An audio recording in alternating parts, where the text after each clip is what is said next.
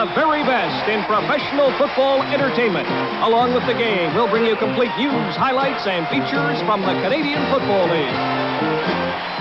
And now, for all the action, we go to the stadium and our CDC Sports crew. This afternoon at McMahon Stadium in Calgary, the Stampeders will attempt to capture third place in the Western Conference as they face the Saskatchewan Roughriders. A win or a tie is a must for Calgary this afternoon if they hope to break out of that third-place deadlock with the Edmonton Eskimos for the final playoff berth in the Western Conference. The criteria for determining the final playoff position in the event of a tie, games between the two teams. The first time they met on the 5th of September, Calgary won by 3 points. In the return engagement, also a 3-point differential. However, Edmonton won that game. Hi, everybody. I'm Don Whitman. So, with the teams each winning a game and the points being exactly even, the next criteria, games within the conference. As a result, Calgary must win or tie. If they go to the fourth determining factor, it's points, and Edmonton would have the edge, and they would catch the third and final playoff spot. I think, Leo, this might be the first time in a long, long while that the Edmonton Eskimos have ever asked the Saskatchewan Roughriders for help. They're not going to get it either, I don't think. But anyhow, as far as I'm concerned, I think the big thing today is going to be Bernard Quarles offensively. He's a kid now that hasn't really established himself as a CFL quarterback. Today is the day that he's got to do it. But as far as I'm concerned, the big thing that's going to win the football game for Calgary today, again, is defense. They've got one of the best defenses in the league when they're going well. Troutman with the front four, Bass with the linebackers, and Odoms in the secondary. That's a great defensive unit. Ron, what about the Riders? Well, I'll tell you what, Leo, it's been a disastrous season for the Saskatchewan Roughriders this year, and really all they have to look forward today is a little bit of experience for their young guys, but a big chance to be a spoiler in the playoff race. They've been eliminated from the playoffs very early again, but they have the opportunity today to do something about how the final playoff structure is going to be. It'd be great to see them get off to a good start. If they get off to a good start, it'll be a tough ball game. If not, Calgary will blow them out. Well, the Calgary Stampeders can certainly determine their own fate here at McMahon Stadium in Calgary this afternoon as they take on the Saskatchewan Roughriders. And we'll be back to McMahon Stadium with the kickoff in just a moment. But right now, let's go to CFL Control in Toronto and Brian Williams. All right, playing in the fourth quarter at Montreal's Olympic Stadium, it is Montreal leading the Hamilton Ticats by a score of 20-18. Just a few minutes ago, Lester Brown in for his second touchdown of the game. We loved the dance. They were down 18-13. That made it 20-18. The winner goes against Ottawa. We'll keep you up to date on that game. At halftime, we'll talk live with Warren Moon and Cal Murphy. Coming up next, the opening kickoff from McMahon Stadium.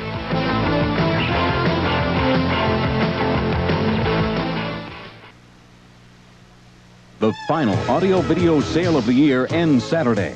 The Advanced Great Fall Sale with no payment, no interest, not a cent to pay till February. Shop for hundreds of outstanding audio-video values throughout the entire Advanced store. Special introductory savings on new 1984 models. The Advanced Great Fall Sale. Great selection, great service, great savings. All with no payment or interest till February. The Advanced Great Fall Sale ends Saturday. Pacific Western is making a good thing bigger. Welcome aboard our wide-body Boeing 767. We've taken everything you liked about our Boeing 737 service throughout Western Canada and added more. More space with more window and aisle seats. More storage overhead and in special cabin compartments. Much more comfort. Plus audio and film entertainment on most flights. Fly Pacific Western 767 to Winnipeg, Calgary, or Vancouver. See how the competition sizes up. It's a beautiful sunny afternoon here at McMahon Stadium in Calgary with a 12-degree temperature. However, the wind has increased in the last hour or so, and blowing out of the southwest at 30, it could be a factor in this afternoon's ball game. The Saskatchewan Roughriders will be kicking off to the Calgary Stampeders. The Calgary Stampeders had a good week of practice, according to Coach Jack Goda, and they are ready for this ball game. Dave Ridgway preparing for the kickoff assignment. The Saskatchewan Roughriders with an opportunity to be spoilers today. Wayman Aldridge is back for the Calgary Stampeders. He saw his first action a week ago. Bill Mitsoulas is also back along with Victor Wallace. 3 are deep for Calgary as Ridgway prepares to kick off. get an indication of the effect the wind may have. Usually the kicker will place the ball on the tee, but because of the wind, one of the Saskatchewan players is holding the ball on the kicking tee. The referee this afternoon is Bud Ulrich. Ridgway looking over to the sidelines, waiting for the signal. There it is, and this game is underway. Vinsulis starting out from the goal area to the 15-yard line. He's brought down there by Eddie Lowe. Bernard Quarles, who was on the bench last week in favor of Danny Barrett, will start at quarterback. Ray Krause, who had the big game against the Hamilton Tiger Cats, looking for another big outing this afternoon. Moore primarily will be a blocker. The receiving core remains the same, and the offensive line will again be anchored by Willie Thomas. An all-Canadian offensive line for the Calgary Stampeders. 1st and 10.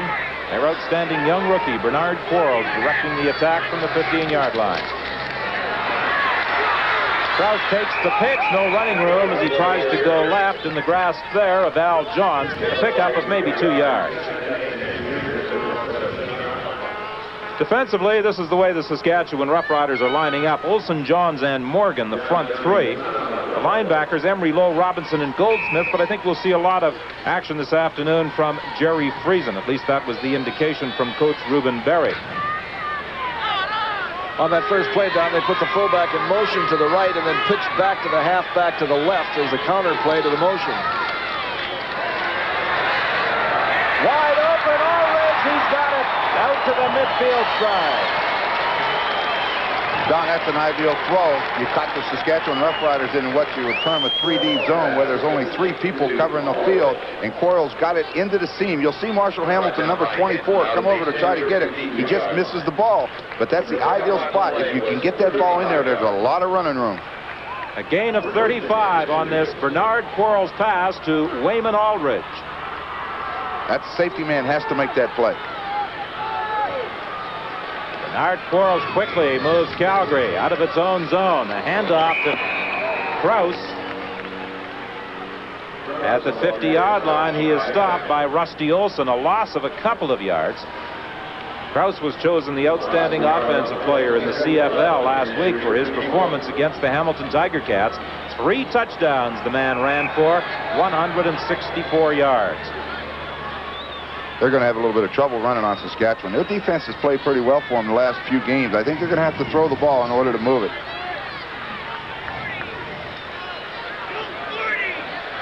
Second, 11 and a half. Sideline pattern for Zanny, incomplete. Now, there have been reports that this may be the last year in a Calgary uniform for Tom Forzani. And, of course, that would end quite a string of Forzani wearing a red and white uniform for the Stampeders. His brothers preceded him. As a matter of fact, there were a couple of Forzanis in the lineup for a number of years with the Stampeders. Boy, that's been a great football family here in Calgary. It seems like Calgary wouldn't be right without one. Ron, did you notice on that 2nd and 11 that they came with a play-action pass? They tried this play action. Really isn't a good call because they were blitzing. Might as well drop back and throw. Everybody knows that you got to throw the football on 2nd and 11. You're faking the line on a play-action pass is of little advantage. Fran McDermott chases the McTagg punt back into the end zone along with Tim Kearse, and Kearse will concede a single point. A 67-yard punt single by Mike McTagg, and the Calgary Stampeders are on the scoreboard with 12:16 remaining in the opening quarter.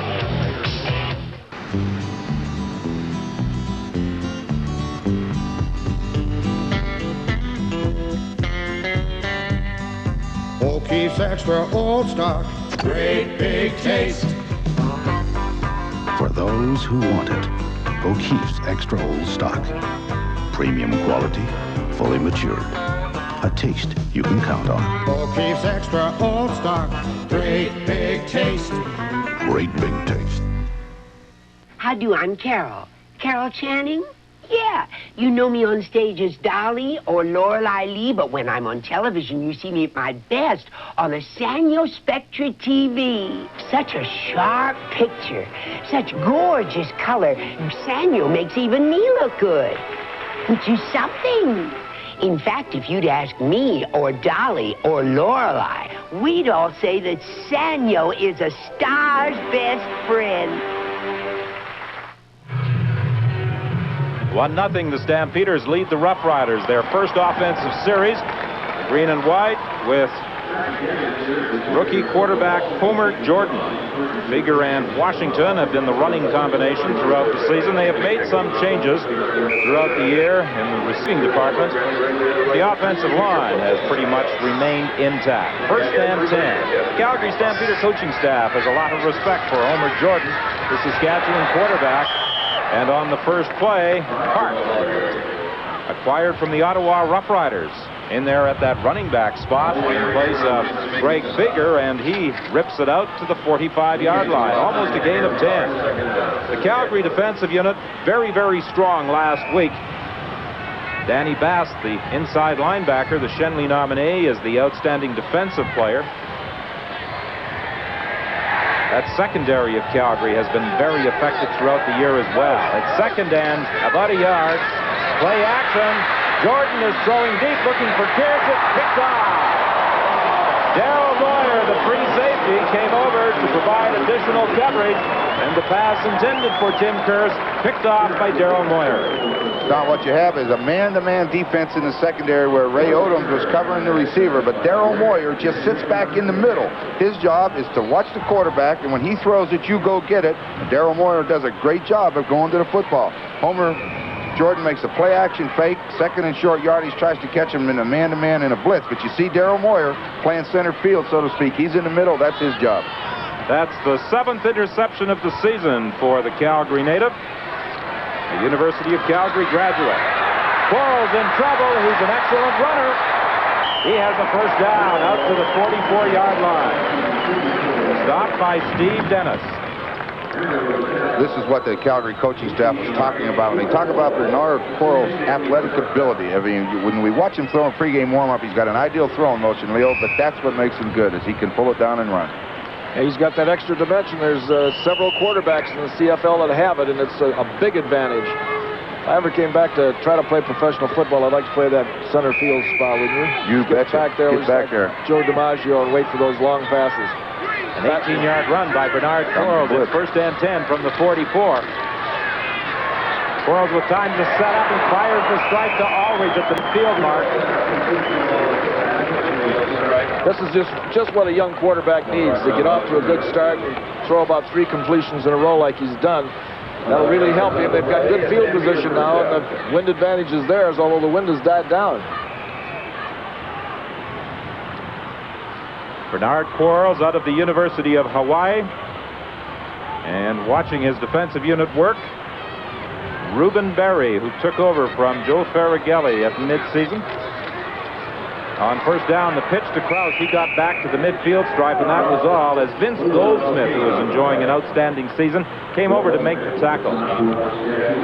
Bob Lubig made a great block for him. Yeah, I was looking at that. Somebody penetrated and would have had the play in the backfield, and Lubig just cut his legs right out from under him on a trap block. Krause with an opportunity with a big game today to become the Western Conference rushing leader. However, he would have to have an exceptionally fine afternoon to overhaul Willard Reeves of the Winnipeg Blue Bombers, who was sidelined because of injury. Second and 10. First down, Calgary, as Tom Forzani makes the catch at the 40-yard line. Forzani went right in the dirt after that one. Watch it, Leo. They come with a halfback blitz from the backside, and that takes the safety out of the middle. There's nobody there now. Couldn't have been a better spot. Inside, it's an ideal call. Couldn't have been a better spot. When you blitz that halfback, you better get to him because your secondary is really caught in a bind. They're in trouble. If the ball wasn't a tad low on that, Forzani might have done some running, too. First and 10 from the 40. Hand off to Krause. That Saskatchewan defensive unit is prepared for the running game, it would appear, from what we've seen through the first 7 minutes of this opening quarter. Carl Morgan was there to drop Krause for a loss. The man that made the play was number 79, Rusty Olson, from that defensive end spot. Penetrated deep, forced Krause to come inside, and Morgan was waiting on him. I talked about Reeves and Krause earlier in that rushing derby in the West. Reeves with 898 yards. Kraus with 683. Another strike, another first down, and Bernard Quarles has looked exceptionally sharp as he hits Levenseller. Well, the coverage wasn't bad on that run. It was just that Levenseller went in there and positioned his body in such a way that the defender couldn't get through him, and the ball was right on the money. You're right. Now, what's the coverage? The coverage, you can't ask for better coverage. But the ball is thrown down low where the receiver gets it or nobody gets it. Ideal throw by the young quarterback. A gain of 24, and Bernard Quarles has hit on 4 of 5 attempts for 86 yards.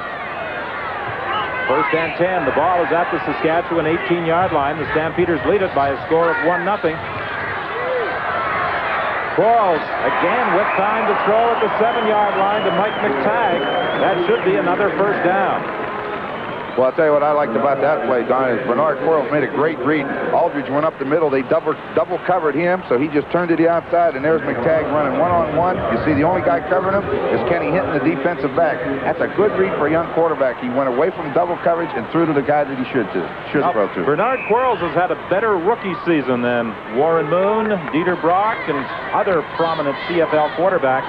So this young man could have a great future in this league. He is certainly off to a fine start in this very important ball game for the Calgary Stampeders. Kraus tried to cut it back at the 5-yard line. He was brought down by Vince Goldsmith. It will be 2nd and goal from the 5. And Jack Gotta was saying down there when we were talking to him before the game about how well Quarles has thrown the ball all week and the strength of his arm. And every pass that he's thrown today has really shown a lot of authority getting it in there. Out of the University of Nevada, Ray Kraus. He and Craig Ellis were the running backs for the Stampeders earlier. There was a bit of a battle, a personality conflict between the two, as both wanted to see more action running with the ball and in catching the ball, and the Stampeders opted to go with Kraus. Touchdown into the end zone to Wayman Aldridge. They made it look easy. Boy, he stuck it right in there. Well, you watch Aldridge come off. He just goes straight up the field and turns around. And Steve Johnson, number 17, is just too far away from him in man-to-man coverage. Look at the room he's got. Nothing underneath. Bang, hit him right in the numbers. You don't drop those kind. You can't drop it because it's stuck to you. Well-executed drive. There's an injured Calgary player. Mike Levenseller is down in the end zone. Levenseller made one of the catches in this very fine drive by the Stampeders, the second time they had possession, set up by a Darryl Moyer interception. Well, you know, Don, sometimes on this artificial turf, when you plant the turn, your leg doesn't go, and you injure yourself that way. They didn't throw the ball to him, so I didn't see it, but he doesn't look like he's feeling too good right now. He appears to be in a great deal of pain. You know, talking about artificial turf, yesterday afternoon when we were on a wet CNE Stadium in Toronto, the Toronto Argonauts didn't seem to have as much difficulty with that wet artificial turf as did the Winnipeg Blue Bombers. They seem to be slipping a lot at CNE Stadium, and that probably contributed as much as the outstanding performance of the Argonauts to that 33-9 setback. Well, it just seemed like every time Toronto wanted to throw the ball, the guy they were throwing to, whoever was covering him, fell down. You just can't do that. And what a day Terry Greer had yesterday, establishing 2 more CFL records, and Aldridge has put the Calgary Stampeders ahead by a 7-0 score. Let's find out what's happening at Olympic Stadium in Montreal. Montreal's Olympic Stadium, just a few seconds to play. Bernie Ruoff hits this field goal to tie the game at 21. A tie will send Hamilton into the playoffs. If ever there was an argument for sudden death, it was this afternoon. Stay with us. We'll keep you up to date. Now back to Calgary.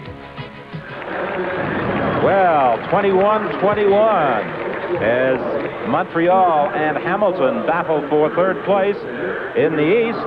The Calgary Stampeders trying to determine their own destiny here in the West, and they're off to a good start. Well, you see Aldridge at the bottom of the screen just drives straight into the end zone and then turns around, and you see how much room he's got.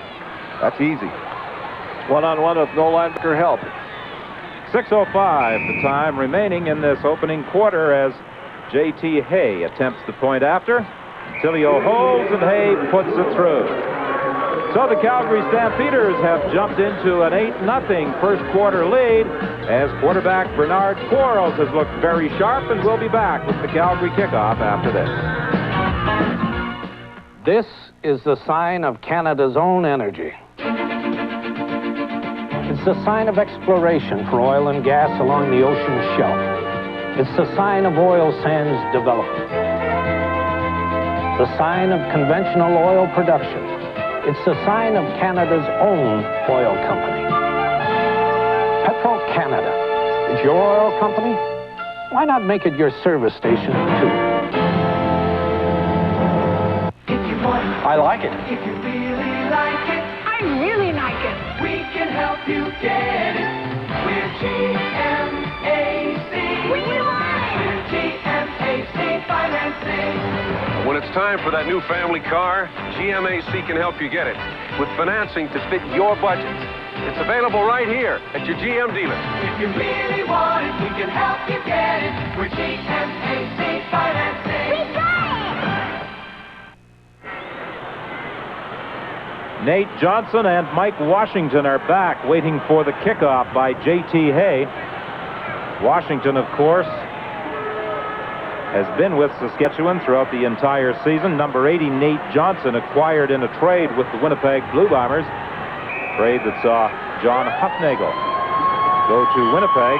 And the win, as we mentioned at the start of our telecast, a factor. J.T. Hay had the ball resting on the kicking tee. He may have to do, as his counterpart with Saskatchewan, Dave Ridgway, did, have someone hold it for him.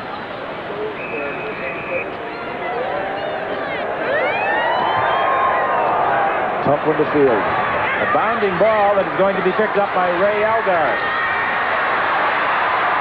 Algard tried to straight arm Allridge and then was thrown out of bounds. He's an alley fighter, isn't he, Ron, that Algard? He can... Yeah, he's a rookie out of the University of Utah that they was hoping would be able to play the slot back position for them. Just doesn't seem to have the speed or the experience right now, but they're still working with him. Don, in the first series of play, when you said that they put John Parks in the backfield, they're moving Greg Figure to tight end, and they're going to try to run the football on the Calgary Stampeders on first down. Well, that was some of the strategy that Reuben Berry discussed with us coming into the game, attempting to do some running against the Calgary Stampeders. They try to go inside again with Park, and he will have a pickup of about 4 yards. But right now, another CFL update from Olympic Stadium in Montreal. The Eastern playoff picture has been decided. It will be Hamilton against the Ottawa Roughriders next Sunday afternoon here on CBC. The final play of the game this afternoon. It's a 21-all tie at the Olympic Stadium. A good effort by Montreal, but the tie puts Hamilton against Ottawa. Full highlights at halftime, plus we'll talk live with Warren Moon and Cal Murphy. All right, and we'll be in the nation's capital next Sunday afternoon for that Eastern semifinal. The Ottawa Roughriders going against the Hamilton Tiger Cats, and we extend our congratulations to Al Bruno and company for their tie this afternoon. They were awarded third place, of course, having beaten the Montreal Concord in their previous meeting by a score of 35-30. So a tie was enough this afternoon to move Hamilton into that third and final playoff spot. It's a big win for the Tiger Cats. I think everybody in Eastern Canada felt that Montreal was going to win the football game. Richie Hall and Hopkins are back for the third down kick by Dave Badowich. Playing just his fourth game for the Saskatchewan Roughriders. Not an auspicious debut into professional football. His first two punts were blocked. This is Richie Hall. He has some speed, but he is unable to get outside. And the tackle is made by Badowich. We have 4:30 remaining in this first quarter, and Calgary leads Saskatchewan 8-0.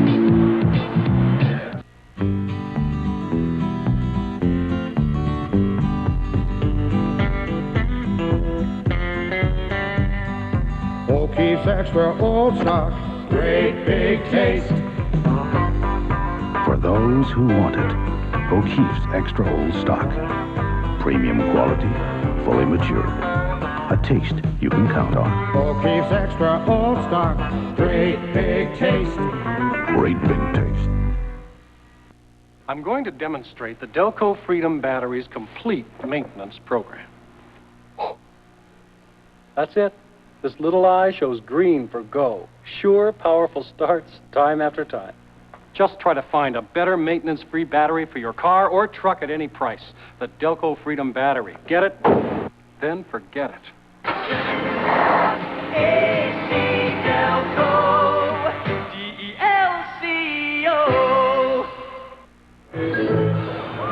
On Sports Weekend on Saturday, you'll see the Canadian Junior Football Championship from Windsor Stadium as the Ottawa Sooners go against the Edmonton Huskies. The commentators are Don Martin and former Canadian Junior football player Peter Dalariva. Previously a star with the Montreal Alouettes, he played his junior ball with the Burlington Braves. You also see the 53rd Annual Royal Winter Fair from the CNE Coliseum as commentators Ted Reynolds and former Canadian team member Terry Leibel describe the action. Ron Lancaster and I will review regular season play in the CFL in 1983. How come I'm not in there with you? 1st and 10 from the 38, the two expensive. Look at this. Wide open is the big man, Moore, coming out of the backfield and down to the 28-yard line he goes. Stopped there by Steve Johnson. Well, this would almost remind you of what happened yesterday in Toronto, where the Toronto Argonauts could do nothing wrong. The Calgary Stampeders are looking the same way. They're very, very impressive this first two times out. Well, you know what happens on this a lot of times? When you run a bootleg play, action starts one way, and then it goes the other, and all the defensive backs have to go the other way, and there's a big hole in the middle, and the guy come right out of the backfield down the field, no one saw him. A 43-yard pickup. 7 of 8 is Quarles for 146 yards. Penalty flag on the play. It appeared as though there will be an offside call. Procedure against the Calgary Stampeders. Jeff Inglis had moved prior to that ball being snapped. Procedure or offside. It's the offensive team. Usually call much the same. Procedure.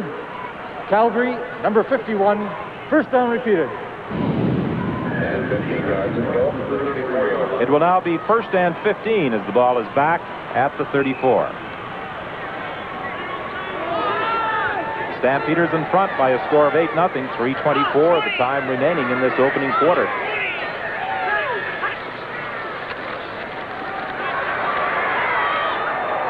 Quarles was looking for McTagg, incomplete. Vince Goldsmith may have caught the arm of quarterback Bernard Quarles just as he threw that ball. It will be 2nd and 15 now from the 34.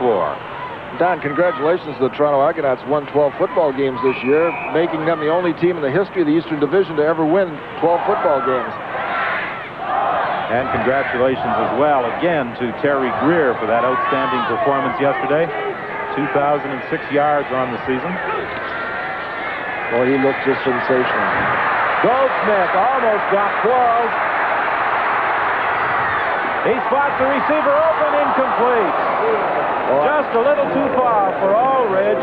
He was really streaking for that end zone, and it just went off the tip of his finger.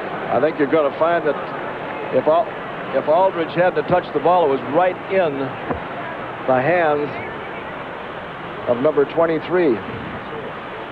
Minsoulis was wide open.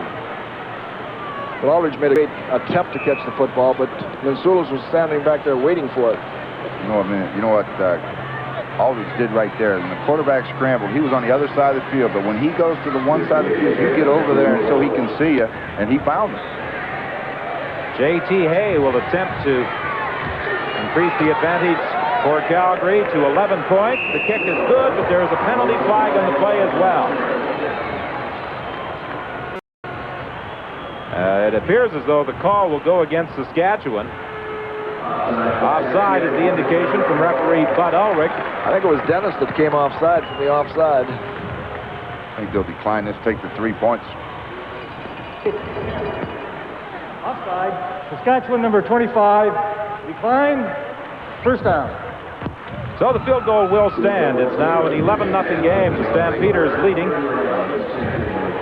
We're informed that Mike Levenseller, who was injured on that touchdown throw to Aldridge, suffered strained knee ligaments, but the report from the bench is that he might be back.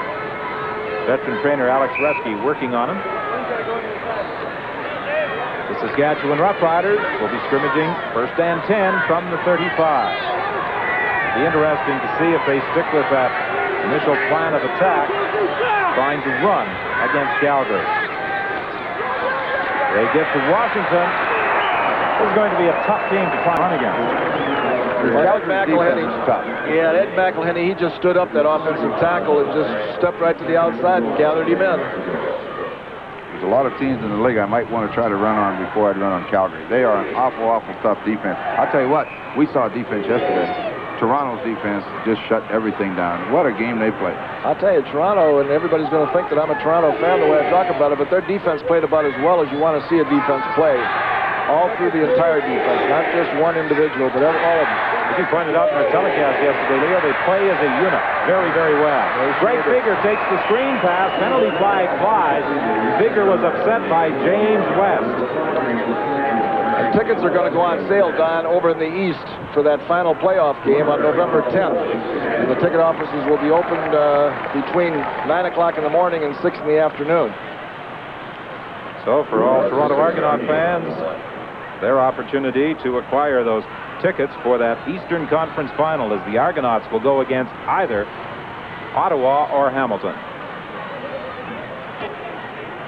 Holding, Saskatchewan 44, decline, third down.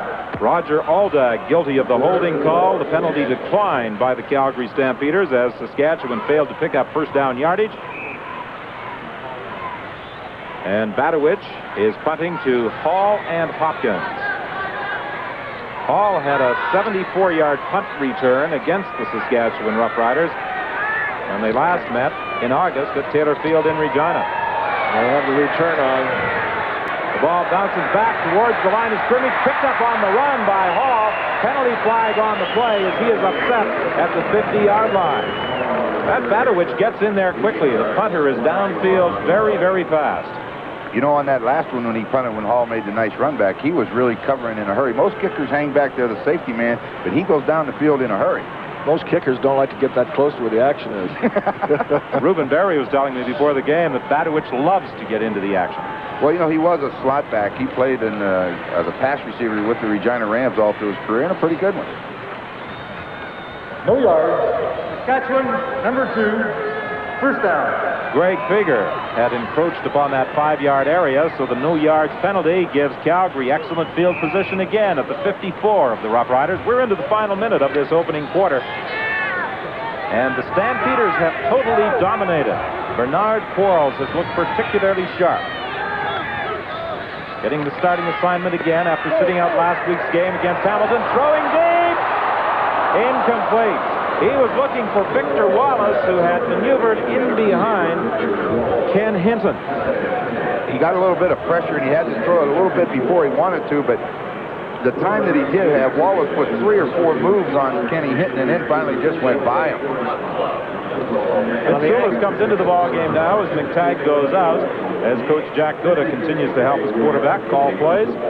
On the angle that that ball was thrown, it was thrown almost 70 yards in the air. Yes, because he threw it from one side all the way to the other, and in the air high. He can hang that ball up there. He sure can. He's got a great arm. 2nd and 10 from just across the midfield stripe. To the sidelines, incomplete, intended for Ulrich. Fran McDermott was there to deflect it away. Good defensive coverage by McDermott. He stepped right in front. Those are the kind those guys like to get their hands on and go the other way, because if he picks it off, there's no one out there. But he has to dive, but he does the job. That's the main thing. Don't let them catch it. You know, the Calgary offensive line has been giving him quite a bit of time early in the ball game, and the Saskatchewan defense now is putting some pressure on him. He's going to have to shorten up those throws, throw a little bit quicker, and maybe start hitting his backs on swings and things like that. Throw a couple of screens in there to get that rush off of him. Tim Pierce is back with Fran McDermott. Mike McTagg has punted only once. It went for a 67-yard single. This kick bounces over the head of McDermott and will sail into the end zone as well. So the Calgary Stampeders on the final play of the opening quarter pick up another point as Mike McTagg puts it into the end zone from 77 yards away. And after 15 minutes of play, to the delight of that Calgary fan, it's now a 12-0 ball game in favor of the Stampeders.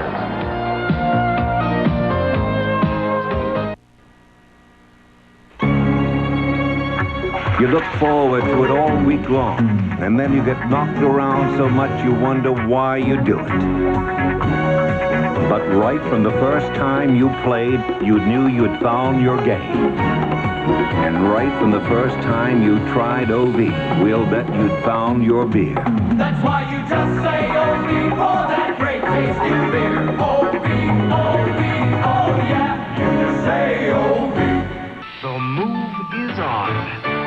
Across Canada, over 50,000 people a month are opening daily interest savings accounts at Bank of Montreal.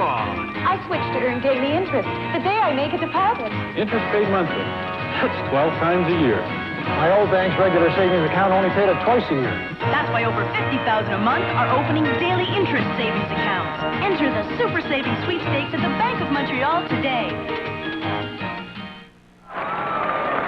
Number 17, Mike Levenseller, hobbling on that Calgary Stampeder bench, and the Washington State grad with that ice pack on the left knee probably will not be back in the ball game. The initial diagnosis indicated that he might be returning. However, I'm sure those strained knee ligaments now will be keeping him out of the rest of the day. Boy, he made a couple nice catches, too. It's a shame that he's out of there so early in the ball game. First and 10 from the 35-yard line. The opening play of the second quarter. Park straight ahead for a pickup of about 3. Danny Bass, the middle linebacker, made the stop. Park acquired, as I said earlier, from the Ottawa Roughriders. Part of the trade that saw Ken Clark go to Ottawa. That number 30 right there is not a bad middle linebacker. He read the keys and stepped right up in and met him on the line of scrimmage.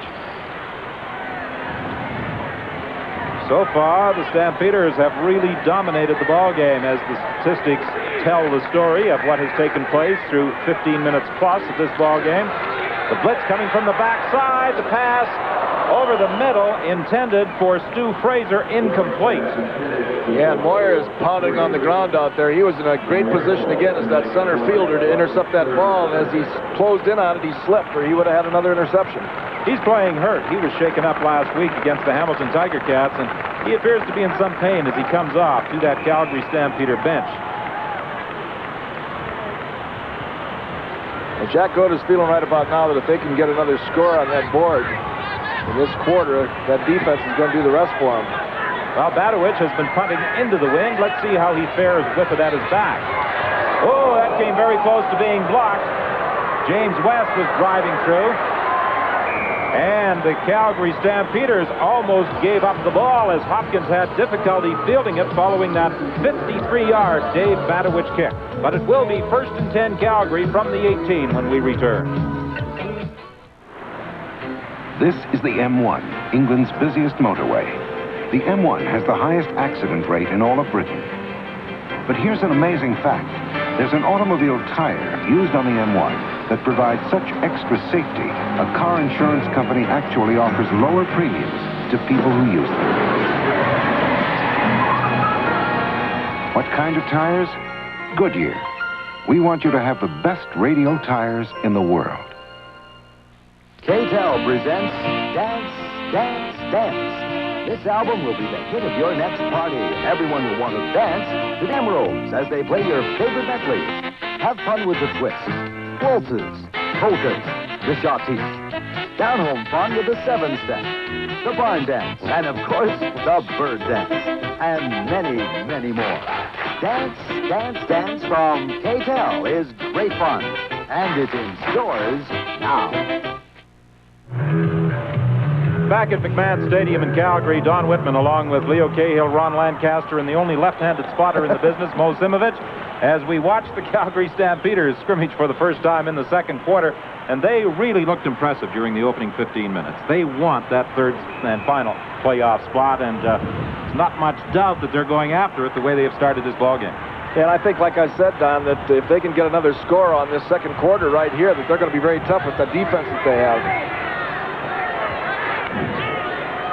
First and 10 from the 18-yard line. The pitch to Ray Krause. They have not had success running the ball. Obviously, the Saskatchewan Roughriders watched those game films from a week ago when Krause had so much success against the Hamilton Tiger Cats, and they are ready for it. But the wind could definitely be a factor as well. Perhaps they feel going against that very strong southwest breeze, they want to keep the ball on the ground. I would say that was normal, other than the fact that Quarles is a quarterback. Well, you know, that is their best running play is the toss, and they're going to keep running it and hopefully get it right. But you're right, they want to kill some time against that wind and hopefully get a ground game going. A loss of 4. It's second and 14 now from the 14-yard line. 12:48 is the time remaining in this first half. 12-0. Calgary leads Saskatchewan. Quarles is going to put it in the air. He gets away from Goldsmith. Throws the strike. Short of a first down as Aldridge is hit at the 26-yard line by Steve Johnson, and Aldridge appears to be hurt. I think they're going to give him the first down, Don. He got a great spot from the official, and looks like they're going to give it to him, but he did take a good hit. He did what a good receiver has to do. You'll see him come back to the quarterback when he gets in trouble. He's coming back. He goes up, watch Steve Johnson, puts a good hit on it, but he hangs on. Well, they ruled that he was driven back to the 26-yard line, which would have meant he was short of the first down. But his forward progress had carried beyond the 28. He was up in the air when he made the reception. However, this is proving to be a costly game for the Stampeders. They have already lost Mike Levenseller, and Aldridge is now down. Well, if you watch when he goes down, as Johnson comes over the top, he catches him with a knee right there. He's kicked. He'll be all right. Yeah, he'll be up. Running. Said I'm all right. How the fans taking it? Wayman Aldridge has scored the game's only touchdown, and he provides the Stampeders with a big first down at their own 29-yard line.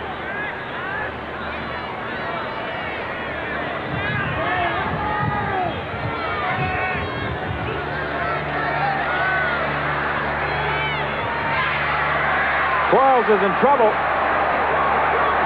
Under heavy pressure, throws it out to Moore, and Moore is stopped at the 20-yard line. They complete the pass, but it results in a loss of 9 yards.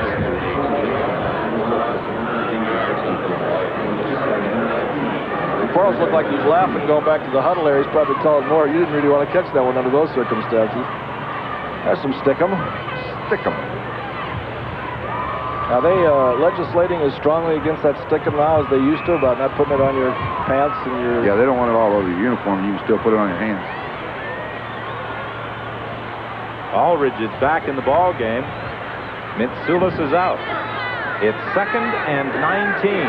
11:23 the time left in this first half.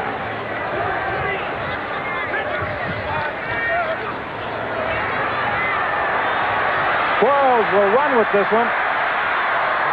He gets to the 33-yard line, tripped up by Frank Robinson, who came over from his linebacking position, and the Calgary Stampeders are forced into a punting situation. We had an interesting conversation coming over on the plane as we look at Bernard Quarles from Toronto last evening, Ron, about young quarterbacks coming into the league, and the difficulties most of them have, regardless of their college experience in reading defenses. Well, you know, I think that our conversation really originated when we were talking to Bob Polian of the Winnipeg Blue Bombers. He's been down on a scouting trip and watching quarterbacks. He said they only see 2 or 3 defenses, and it doesn't matter what level you play. You come in, you're not going to read very well for a while. Quarles, I think, is starting to understand. High snap to McTagg. 3rd down kick. Takes a good bounce for the Stampeders. McDermott has to go back to the 40. Gets no opportunity for a run back as he is decked by James Webb after a 39-yard return, and McDermott is hurt. 10:41 is the time remaining in the first half here at McMahon Stadium. The Stampeders lead it by 12.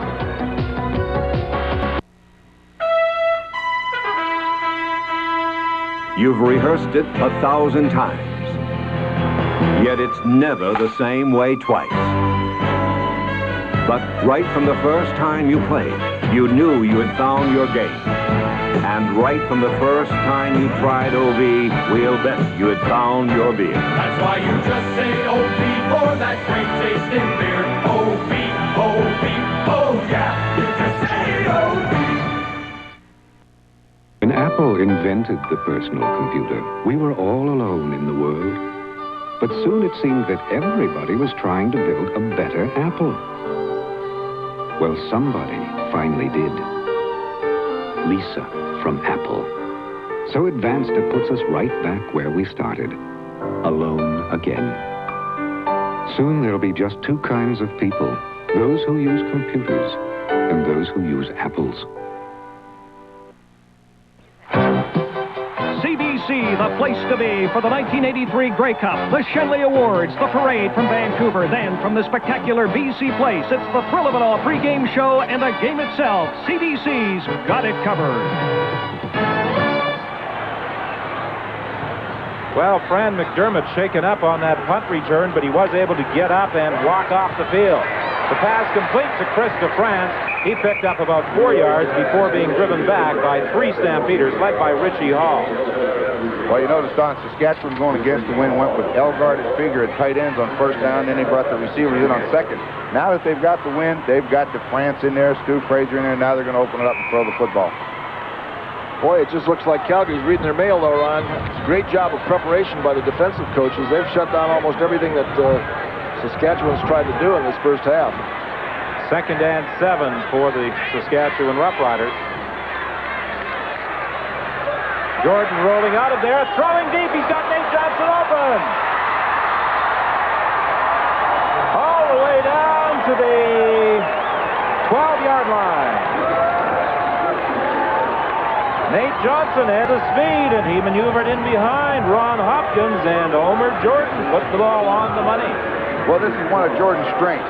He can get outside. He throws the long ball very well. He just lays it up there. And as you say, Nate Johnson has got tremendous speed. He gets behind Hopkins, and Hopkins is lucky to catch him to keep him from scoring. Homer Jordan does do that very well. He gets that ball downfield a long way. You see the blitz, Danny Bass going after him, but he gets outside, throws that thing on the run pretty well. I think I heard some cheering up in Edmonton on that reception by Nate Johnson. I think so.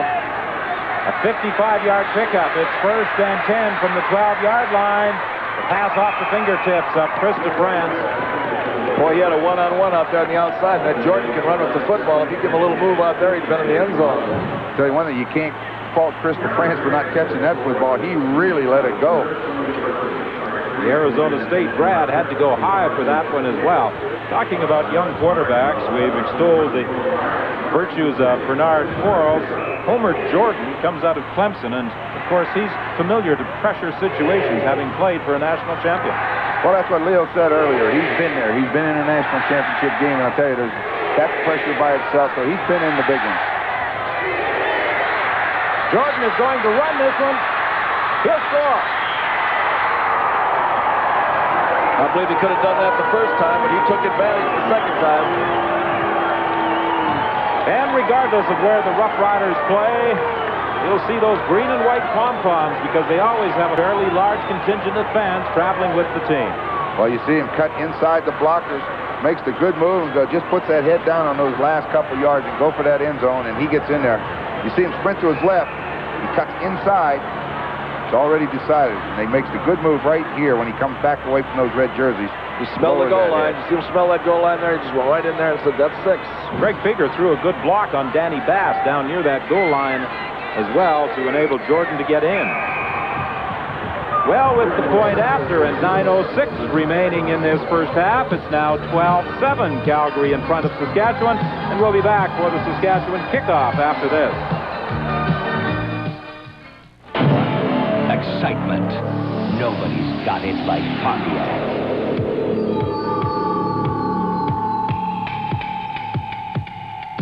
Introducing the fuel-injected Fiero. Fiero, North America's first 2-passenger mid-engine production car. Pontiac 6000 STE, Euro-style touring sedan. Sophistication, high-tech performance. Pontiac 2000 Sunbird SE. Unleash its fuel-injected turbo power. Firebird. Feel the rush of pure excitement with Trans Am. For 1984, Pontiac builds excitement.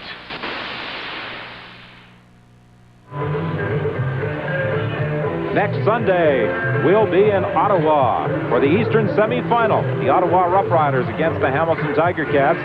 You'll see it on the full CBC network beginning at 1 o'clock Eastern Time. The Western semifinal will take place later that afternoon in Winnipeg, with the Blue Bombers facing either the Calgary Stampeders or the Edmonton Eskimos. The kickoff to Mitsoulas in the end zone, and one of his teammates, Ulrich, had to almost grab him and say, concede the single point. You bet. That's a big, big thing to do. And I look at that flag up here, and boy, it's just blowing. Give him that point. Get that ball out to the 35. Going to get another look at the quarterback here, rolling out Homer Jordan to his left. He looks downfield, doesn't see anything, and sees that big opening on the inside. Watch the move he makes right here, and then he sees the goal line and dives in and gets it. And you could just see number 2, Greg Krieger, throw that block on Danny Bass, and that's where Jordan cut back and went in. Well, the Saskatchewan Roughriders will have an interesting battle at training camp next year at that quarterbacking position with Homer Jordan and Steve Clarkson and Nicky Hall all vying to be number 1. Pass complete before Zanny. He has some running room, and he gets across midfield to the 51 of Saskatchewan. Stopped there by Frank Robinson. You got to be impressed with that move right there. Quarles went back to throw. Look to his right and then turn it. Watch Bernard Quarles. He'll look to his right. Now, he can't find what he wants. He just turns and looks across the field, and he finds Forzani all alone. Tell you what, he's made a lot of improvement for a rookie. 24-yard gain on the pass to Forzani. He has now passed for 176 yards, hitting on 10 of 15 attempts. First and 10 Calgary at the Saskatchewan 51. Pass was intended for Wallace, and it's incomplete. Wallace protesting that he was interfered with. There was no flag. That ball was deflected into the air, and Eddie Lowe almost grabbed it as it was hanging up there. That's one of those 50-50 plays. 50% of the time it's a flag, and 50% it isn't.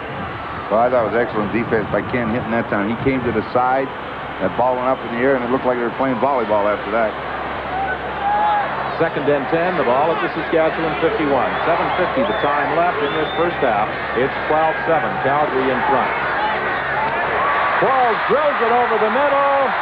First down with Ulrich getting inside the 30-yard line. Ulrich has been a favorite target all afternoon. I'll tell you, there's 2 things to take into consideration. Number 1, as you see Quarles go back to throw the ball, is that he's got plenty of time, which means that offensive line's doing a job. And then number 2, he can drill it in there when he gets the time. A 23-yard advance. First and 10, Calgary at the 28 of Saskatchewan. Ulrich this afternoon has been on the receiving end of 5 throws, 1 for a touchdown. Quarles in trouble. He gets back to the line of scrimmage and adds a couple of yards before being stopped by Vince Goldsmith. Out of the University of Hawaii, he contemplated a couple of professional offers before opting to sign with Jack Goda and the Calgary Stampeders. He declined an opportunity to play in the United States Football League. I thought that was an interesting comment in the paper. He attended UCLA and left there and went to Hawaii because Ramsey was there as their quarterback, and Ramsey signed with the USFL Los Angeles Express. They drafted him. He said, no, I sat behind him once. Didn't want to sit behind him again. Right. Penalty flag on the play. Quarles has lots of room. Out of bounds at the 3-yard line, but it may be brought back. A holding call against the Stampeders will negate a great run by quarterback Bernard Quarles. Well done. Whenever you get a man-to-man blitz and you get outside of it, there's just nobody there to make the tackle, and that's what happened. Of course, he got out there because somebody held, but he got out there. Yeah, but I think you're going to see that hold was unnecessary if we get a chance to see that again. He rolled out to his right, and there was an awful lot of running room right there. Holding, Calgary, number 51, second down repeater. That was the right tackle. Jeff Inglis guilty of the holding call. Now look at him as he rolls out to the right here. Well, it looked like he threw him to the ground, but he still didn't have to. He had body position, he had screening position, and Quarles was on the outside. All he would have had to do is just keep his body in between the defender and Quarles could have ran down to that 5-yard line.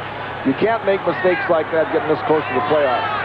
Second and 18 from the 36 with 6:10 remaining in the half. Quarles steps up into the pocket. Picked off by Steve Dennis. To the 30-yard line. Snuffing out a potential Calgary scoring drive. Well, Quarles got some pressure, and he stepped back up inside, but I'm going to watch this. He's going to telegraph the throw.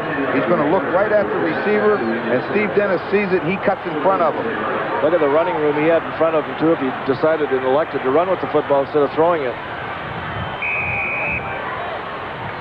those good defensive backs like Steve Dennis, when they get the opportunity to read that quarterback, they can make you look bad. At the 30-yard line, it's 1st and 10. The interception by Steve Dennis. Jordan throws the strike over the middle to Stu Fraser.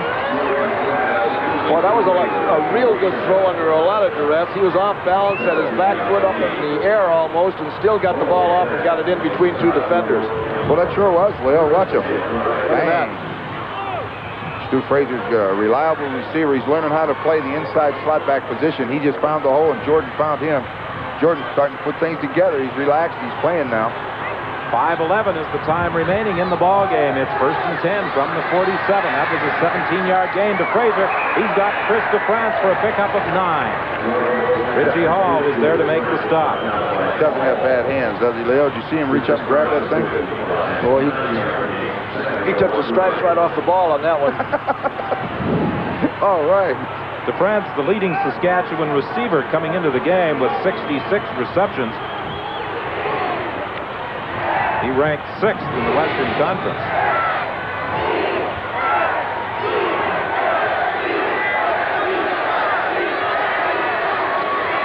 On 2nd down, great figure, big hole. He bowls his way to the 38 of Calgary. At that time, what they did is they put 4 people in the backfield and then motioned 2 of them out of the backfield, got the linebackers moving a little bit, and then hit figure real quickly up the middle and opened up. If they can get another score on the board right here, this is going to be a real football game in the second half. Well, they did a good job up front, right in the middle of our line. Foley, Quilter, and Aldag did a great job inside. Figure got into the secondary before he was touched. 15-yard run for the Regina Ram graduate. Back to the live action. Sideline pattern. Nate Johnson out of bounds at the 25. Another 1st down. And another great grab. Well, Nate Johnson just reached up there and plucked it. Nice catch. He was way to use those hands. I think he had a fork. Nate Johnson, primarily a backup man, is both a wide receiver and a defensive back with the Winnipeg Blue Bombers. A starting wide receiver with Saskatchewan. His 2nd big catch this afternoon. You saw him just reach up there and pull it down. That's the way you like to judge your receivers, by the hands. Try to get that hands on the ball. Don't use the body unless you have to. Reach up there and get it. Pressure, and Jordan is dropped by Walter Ballard back at the 35-yard line. The first game in the CFL for Walter Ballard. That's exactly what Tech Godo was telling us before the game. He was telling us that most of the time he told us young men, you're going to have to rush the passer and get in there on top of that Jordan. And Ballard's reply was, I'll introduce myself to him. You know what's funny about Ballard? He has to feel there's some justice. Almost every time Jordan has rolled out, he has been to the side Jordan has rolled to. He's either run inside him, run outside him, or completed a pass. He finally got to him. That was a big play at this stage of the game, too. Out of the University of Texas at El Paso, Ballard came to the Stamps via the Kansas City Chiefs. I'm not sure what that pass was supposed to be, or that play, but it is an incomplete pass. Nowhere near the intended receiver. 2:53 is the time remaining in the ball game, and the half, I could say, and we've got a timeout. When the job calls, you've got to be ready, no matter what the weather. That's when you need the all-weather lined coverall from Mark's Work Warehouse. This indoor-outdoor coverall is designed for warmth without bulk, with a protective outer shell and light inner lining, just $56.99. The all-weather lined coverall, warm enough for outdoors, light enough for indoors. When the job calls, don't be left out in the cold without it. Available exclusively at Mark's Work Warehouse. Here's an Express bonus replay. A Sony Betamax on the Express bonus for only $1? That's right. Now we can watch movies at home on our TV. Now you could win one of 500 Sony Beta Stereo Hi-Fi video cassette recorders on the November 9th bonus draw. All November 2nd and 9th Western Express tickets are eligible for the regular prizes, plus 500 VCRs to be drawn November 9th. Buy a strip of 5 pouches. Chances are you'll get 6 tickets. Now that's a great replay. At halftime this afternoon, we'll have highlights of CFL play this weekend, and we'll talk with 2 people vitally interested in the outcome of this game. Warren Moon, sitting by in Edmonton with John Wells, and Cal Murphy, the coach of the Blue Bombers in Winnipeg. The 43-yard field goal by Ridgway reduces the Calgary lead to a single point. Well done. Looking back on it, that play when Homer Jordan scrambled out of there and Nate Johnson got behind Hopkins, that play sort of turned everything around for Saskatchewan, and since then, they've been playing awfully well offensively. As we have indicated, the Calgary Stampeders must win or tie this afternoon if they hope to take third place from the Edmonton Eskimos. A victory for Saskatchewan will put the Edmonton Eskimos into next week's semifinal against the Winnipeg Blue Bombers. And in case you missed it earlier, a 21-20 tie, Montreal and Hamilton. As a result, Hamilton finishes third in the East. Quarles throwing that screen to Krause. He got one block from Kersinger on the sidelines and will be very close to a first down, taken out of bounds by Eddie Lowe. Don, this is a play a lot of teams have gone to. They usually take 2 or 3 linemen and put them out in front of them. But what they do is they run their patterns downfield, and they take one lineman and goes out with the back. And then if he gets the ball, he does have a blocker. And as you said, in that case, it was Kersinger.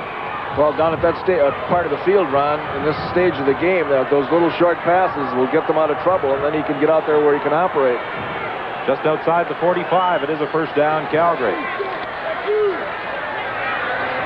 Quarles completes it to Allred for another first down. You know, you look back in this ball game, how costly that holding penalty was against Jeff Inglis when it looked as though Calgary was going to be first and goal from the 3.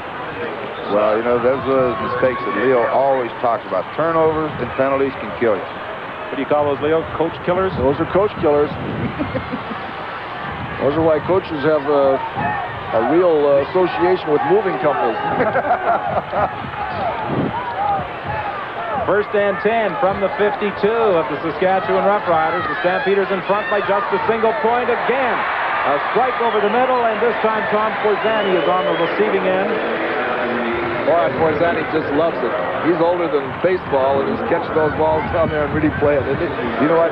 Every year, Tom Forzani, he keeps coming back, and he talks about wanting to get to a Grey Cup, you know, and he's had such a great career. And, you know, he's so close to the playoffs right now, he's got to be as tight as a drum.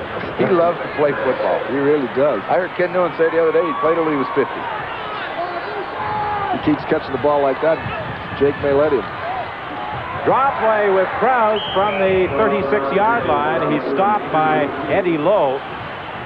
That will be a pickup for maybe, well, make it 4 yards. It will be 2nd and 6. Defensive back Richie Hall appears to be trying to protect himself against that very strong wind here at McMahon Stadium.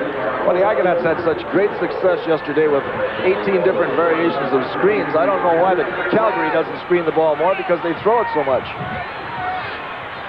2nd and 6 from the 32-yard line. He's got a lot of running room here. Pass is complete for a big first down to Allred at the 5. And that's the difference right there between a rookie quarterback and a veteran quarterback, and he's become a veteran after just 1 year in the CFL. He rolled out to his right and had plenty of room to run, but at the last moment, just before crossing that line of scrimmage, he looked downfield and saw the offensive receiver break open down there, and he just caught the football for a nice long gain, and they're right down there barking at the goal line. 27 yards on the reception by Wayman Allred. That's his 7th catch this afternoon. Both he and Bernard Quarles are leading candidates as far as Calgary is concerned right now for our Carling O'Keefe Offensive Game Star Award. Well, that was a great pattern run by Aldridge. He went down the field, and he read the defense, and Saskatchewan dropped 2 of their defensive backs real deep, and he just hooked it up. He found a spot where there wasn't anybody around to stop, and Quarles found him. Mark Nelson will be coming into the ball game to take his spot. They'll be going into their short yardage offense. Not a bad half so far for Bernard Quarles. 15 completions in 22 attempts for 265 yards. Those are not bad game stats. Not bad game stats at all. As a matter of fact, John Hufnagel and Tom Clemens would have liked those stats yesterday. Yes, that was a tough one. I'll tell you what, you know, it's easy to say the quarterbacks didn't play well, which they really didn't, but that Toronto defense played well. I'll tell you, Jack Goder's got 2 quarterbacks now, 2 young quarterbacks that look like great prospects. Dan Barrett on the game against Hamilton the other day. Looked like he can do it too, and that was his first game that he's played this year. There's one of your favorite dogs, Leo. Why would anybody name a dog Ralph? First and goal. Quarles has a chance to run it in. He'll get there.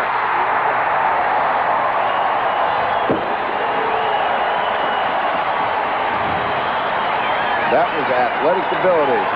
He went on that bootleg, and he started weaving, and as Homer Jordan did, Leo, he saw the goal line and went for it. Watch him. Weaves it to his left, back to the outside, and he says, I'm one step away, get the head down and go. Lord, you talk about the Carling O'Keefe game player offensively. Quarles has done everything before the game but blow up the ball. And a big touchdown for the Stampeders late in this first half. They lead 18-11 with 1:02 remaining. The point after by J.T. Hay. It's good. Quarles has directed 2 big touchdown drives so far for Calgary, one following an interception, that one of 75 yards. If he keeps doing that, he's going to wear out the horse here at McMahon Stadium. Oh, I've seen those horses die before.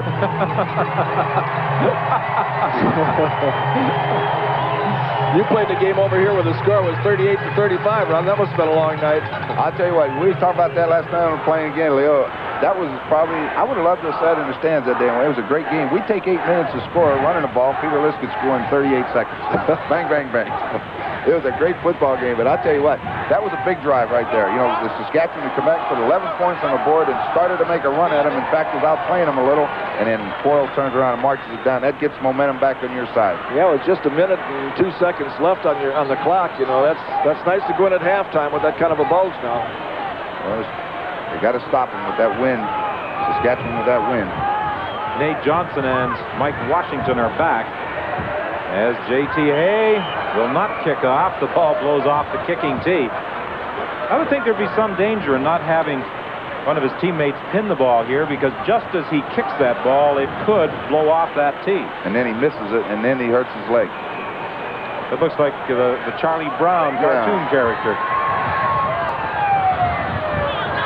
All right, Foley, run. Bob Foley takes that bouncing kick, and the big lineman struggled up to the 32-yard line before being stopped by Walter Ballard. And West is on that tackle, too. That Wild West is great on those kicking teams. Boy, he's down there, and he loves it. I call him the Sandman. When he hits you, boy, you go to sleep. Bob Foley will tell everybody in the film that one more block and I'd have been gone. First and 10 from the 32-yard line. We've been talking about Bernard Quarles. Homer Jordan hasn't done a bad job either, but this time he's caught by Ballard. Well, Ballard just went in there and just extended his arms all the way to the side and just gathered him in.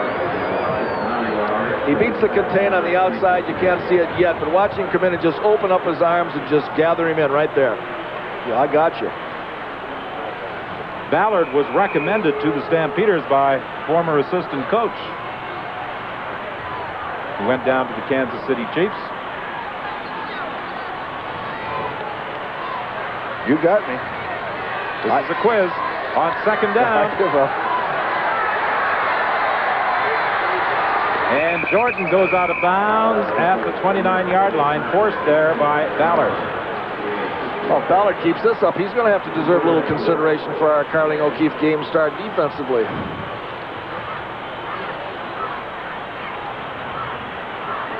Dan Daniels. That's who it was. I had to stop and think, Don. I may have never got that.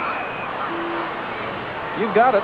That was the trivia question for the day. That's it, huh? Dan Edwards. Well, Dan Daniels. Dan Daniels. I'm glad that's over. I didn't do very well on that one. I'm glad you didn't ask me.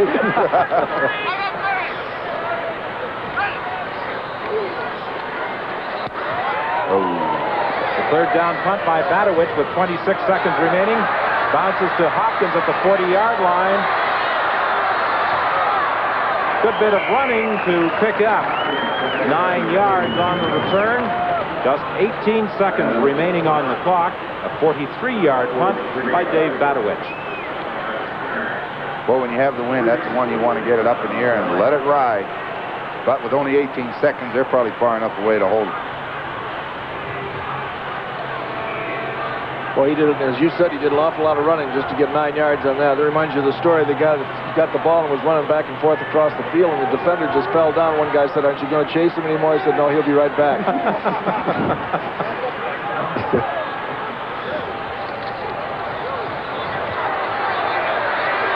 Quarles will run with this one. Quarles, take a dive. Into the 53 of Saskatchewan, about a yard shy of a first down. Carl Morgan was the man who made the initial penetration to force Bernard Quarles to run, and Quarles has called a timeout with 10 seconds remaining in the half. 19-11 is the score in favor of the Calgary Stampeders. Boy, you've got to be impressed with number 14 this first half. This is the first chance I've had to see him really play this well all year long. Haven't covered Calgary that much, but he is impressive.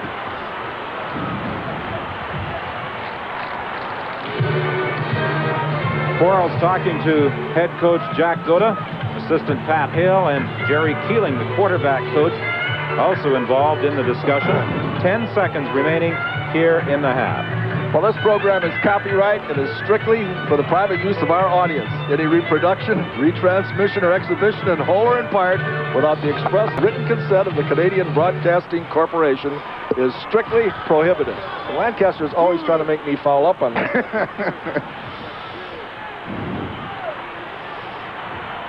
All right, coaches, on second down, what play do you call? Throw it. 2nd and 10. Might as well throw for the end zone. If you want to throw it down the field deep. 2nd and 1. You know, I'd be very, well, you can run and get the first down, but it's not going to do you any good. You're only going to get one more play anyway. Too far for a field goal against that wind.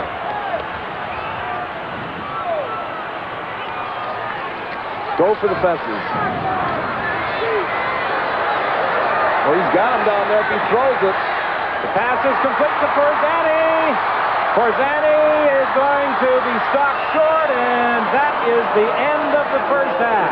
Had Forzani immediately stepped out of bounds, the Calgary Stampeders would have had time to perhaps kick that field goal. So the score holds 19-11 after 30 minutes of play. Now stay tuned for our halftime show. Pizza. Pizza from Houston's. Mouth-watering toppings, your choice. Rich sauce with just the right blend of spices. Mouth-watering cheese, piled high and melted into this masterpiece. Served on a thick crust that's irresistible. Houston's Pizza, a delight for one, a family, or the entire party. What could be easier? Pick up the phone right now, dial it, and before you know it, one of these beauties, fresh and hot from Houston's, will be at your door. As soon as you start working out, you start working up a thirst. And when you've got a thirst that won't quit, you need a thirst quencher. You need Gatorade, a lemon-lime or orange-flavored beverage. Gatorade isn't a juice. It isn't a pop. Just one taste will tell you Gatorade Thirst Quencher is different. Gatorade works on the thirst you work up.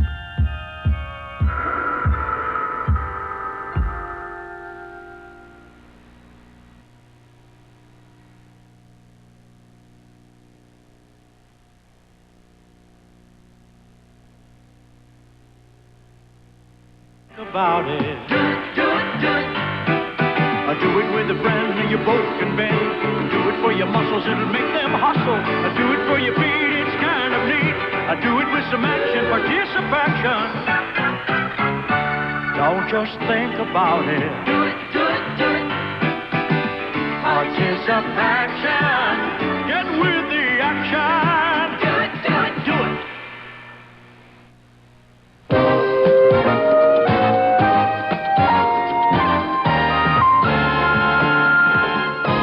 It is halftime. Calgary leading Saskatchewan by 8 points. Good afternoon, everyone, from CFL Control in Toronto. In just a minute, we're going to be going live to Edmonton and Winnipeg. We'll hear from Warren Moon and Cal Murphy, a couple of people interested in this afternoon's game. First of all, let's bring you up to date on the Eastern game this afternoon. A 21-all tie at Olympic Stadium before 40,000. First quarter, Dieter Brock to the fullback, the Canadian Mark Fraganiolo. Ticats led 7-3 in the first quarter.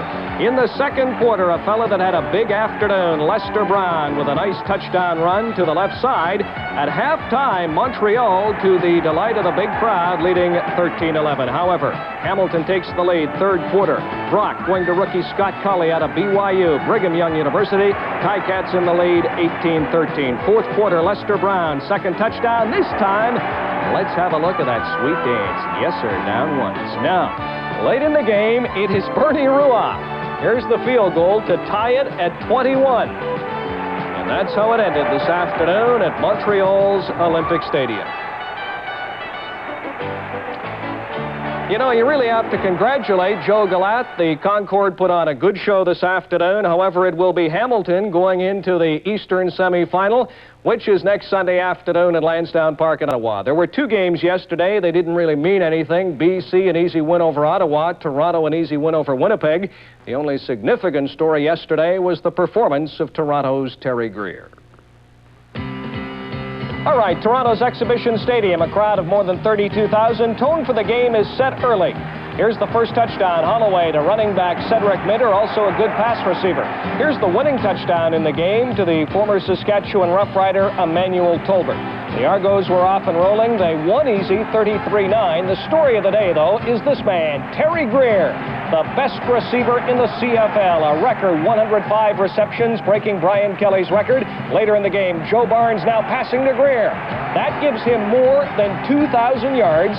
He is the first receiver in CFL history to go over 2,000 yards. He has 2,006, and he got a tremendous standing ovation.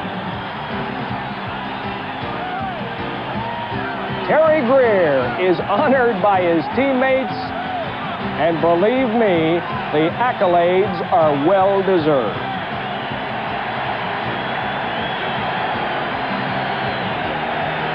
I'd say this is probably the best thing that happened to me in my life. I really can't express myself here on camera because I'm kind of a shy person, but this is probably the greatest thing that happened to me in my life. When you got the defensive players, everybody said they was going to get the ball for me, and when they flashed 1980 up on the screen, everybody was just into it, and I finally caught that last ball, and it felt great, and I guess you could see all the emotion on the field. Shenley nominee from the East, and like his Western counterpart, Warren Moon, a classy individual both on and off the field. Coming up next, we will talk with both Warren Moon and Cal Murphy, CFL 83, coming to you from our control center this afternoon in Toronto.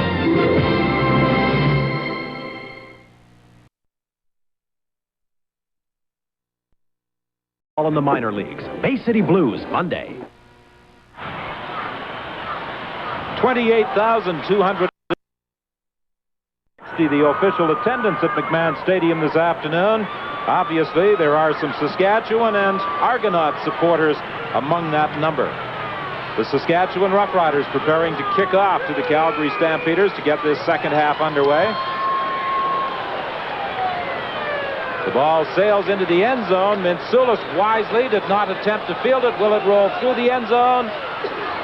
No, it just stopped short.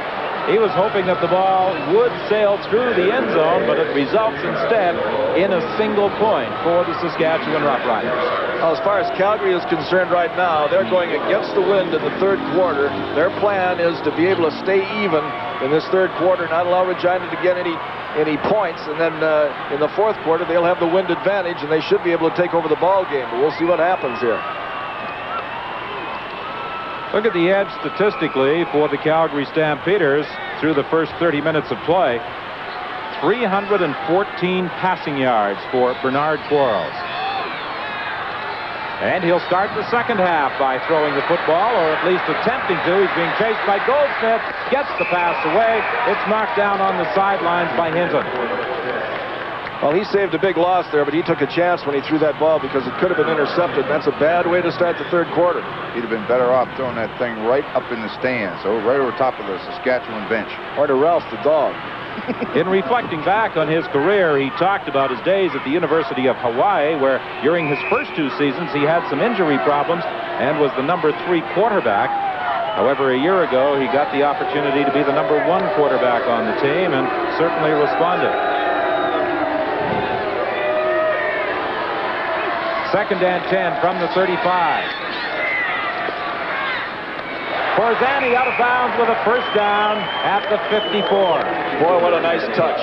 He just rolled to his left, Well, Saskatchewan, Fran McDermott got injured. They've moved Marshall Hamilton to halfback, and Dave Singh, now the rookie from UBC, is playing safety. And boy, I'll tell you, this is a nice throw, and Forzani just gets a step or two on Hamilton, makes the catch, keeps that drive alive. What I saw last week in Hamilton with Danny Barrett, and again today with Bernard Quarles against Saskatchewan, I would say that the quarterbacking future for the Calgary Stampeders looks bright. I would have to agree with that. Krause breaks one tackle, keeps on going. A gain of 9 as he broke the grasp of Eddie Lowe initially. Boy, he broke that tackle nice and then picked up some good blocks. Dave Singh had to come from the safety position to make the tackle on him. You know, those guys that get down that three-point stance up in front of that offensive line don't get much credit, so I'm going to give more credit right now. That offensive line for Calgary is doing a great job of allowing Quarles the time to throw that football, and then he's doing the rest with some pinpoint passing. Willie Thomas is the center, Kevin Molly and Bob Lubick the guards, Kersinger and Inglis are the tackles.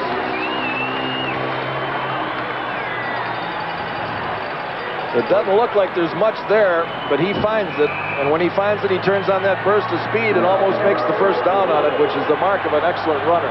Well, the measurement, Leo, did reveal that it is a first down at the 46. All right.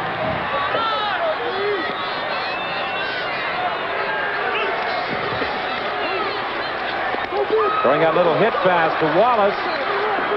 And Wallace is inside the 40-yard line to the 38. Tripped up by Mike Emery. 13:29 the time left in this third quarter, 19-12. The Calgary Stampeders lead the Saskatchewan Roughriders. Pickup of 8 yards. It will be 2nd and 2.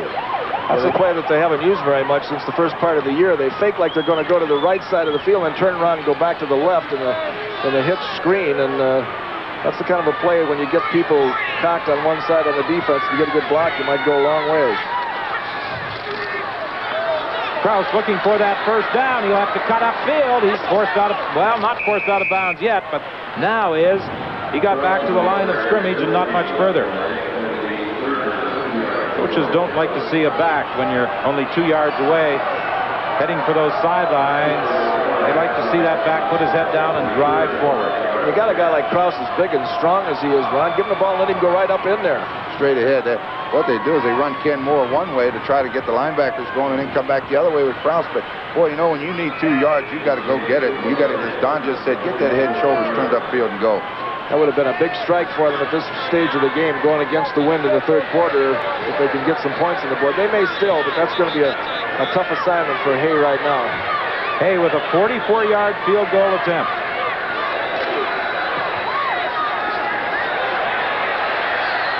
The kick is wide, and the Saskatchewan Roughriders' Stu Fraser concedes a single point. 12:31 is the time remaining in this third quarter, as the Calgary Stampeders regain their 8-point advantage.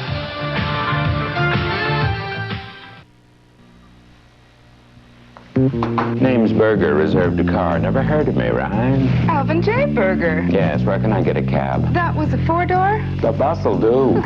Oh, Mr. Berger. I'm a little late. Now some yahoo out there. Please, Mr. Berger. Expect everything to go right at Holiday Rent-A-Car, because at Holiday, we're out to drive you happy. We drive you happy at Holiday. Nice day, Mr. Berger. It'll probably rain. You can feel it the moment you arrive. Cornwall Center, where the city comes alive. This is where excitement starts. It's right here in the heart of the city.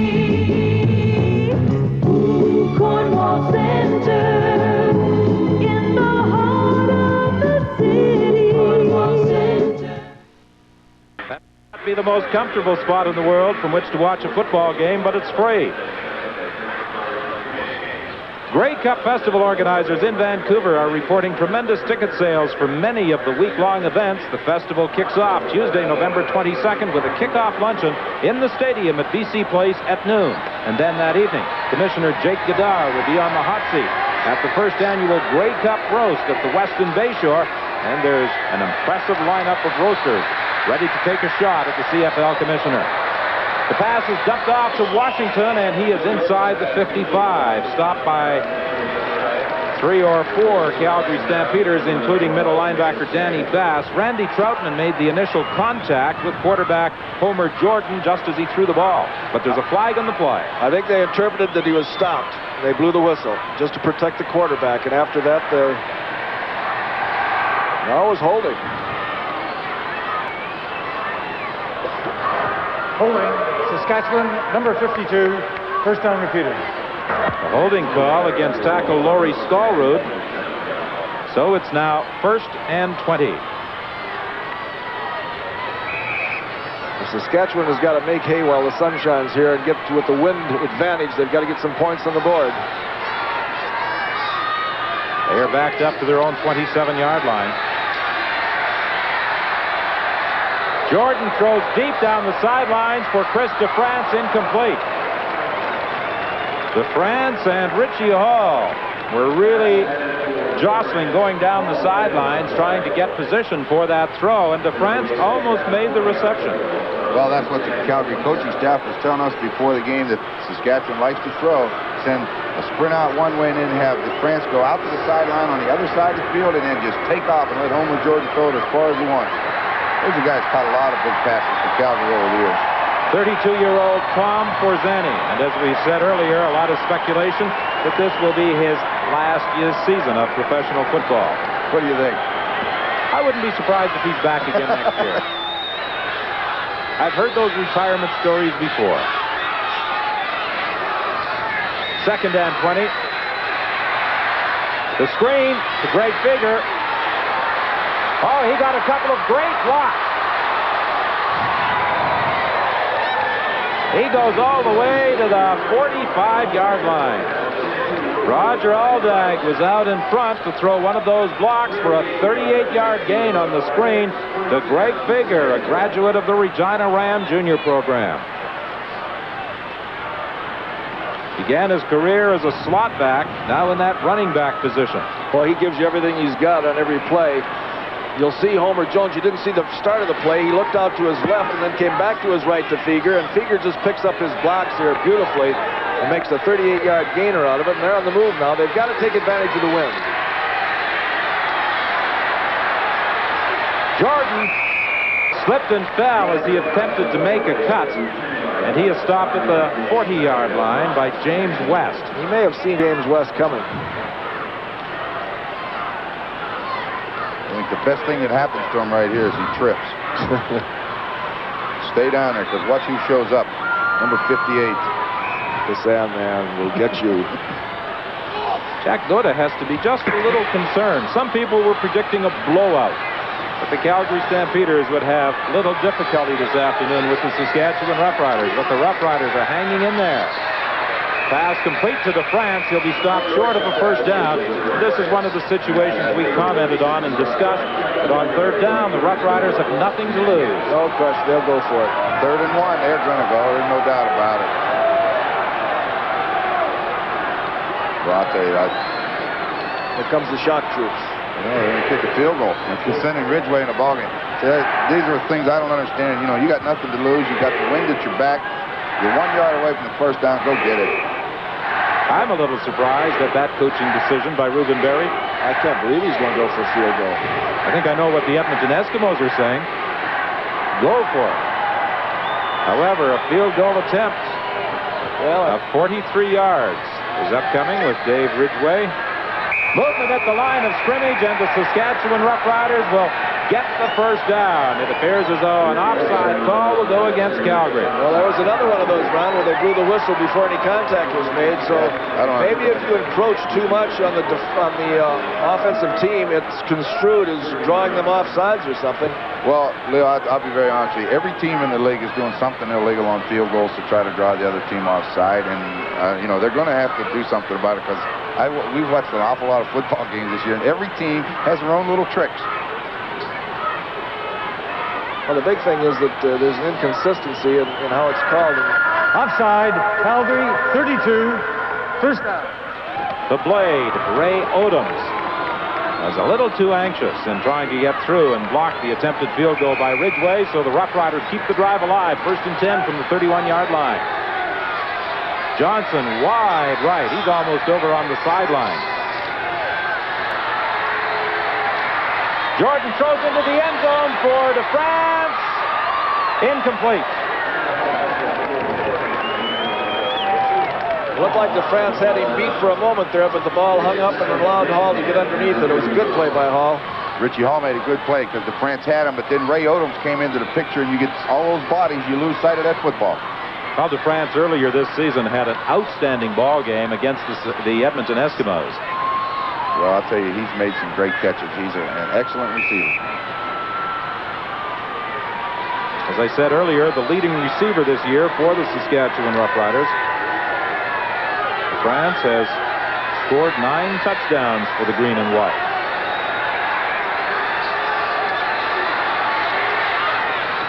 The great Figure hit almost immediately, breaks the initial contact from Larry Hogue. Then Hogue got some help, and Figure is stopped short of the first down. 8:56 the time remaining in this third quarter. 20-12 is the score in favor of the Calgary Stampeders. Once again, that Saskatchewan field goal unit comes into the game.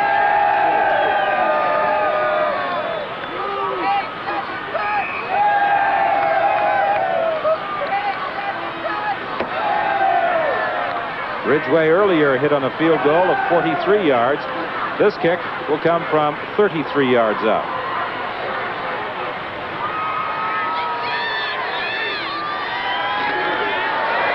The fake. Stu Fraser is going to try and throw the ball. Nobody to throw to, but he's still on his feet. Finally, he drifts it into the end zone to Elgard. Incomplete. And there's a penalty flag on the play. Penalty flag on the play. Pass interference. I guess Danny they call Bass. face guard. You betcha. If we get another look at it, you'll see Danny Bass never makes an attempt to play the football, and it's face guarding all the way. And we have a timeout here at McMahon Stadium in Calgary. The Saskatchewan Roughriders will be first and goal from the 1 when we return. 8:26 the time left to play here in the third quarter.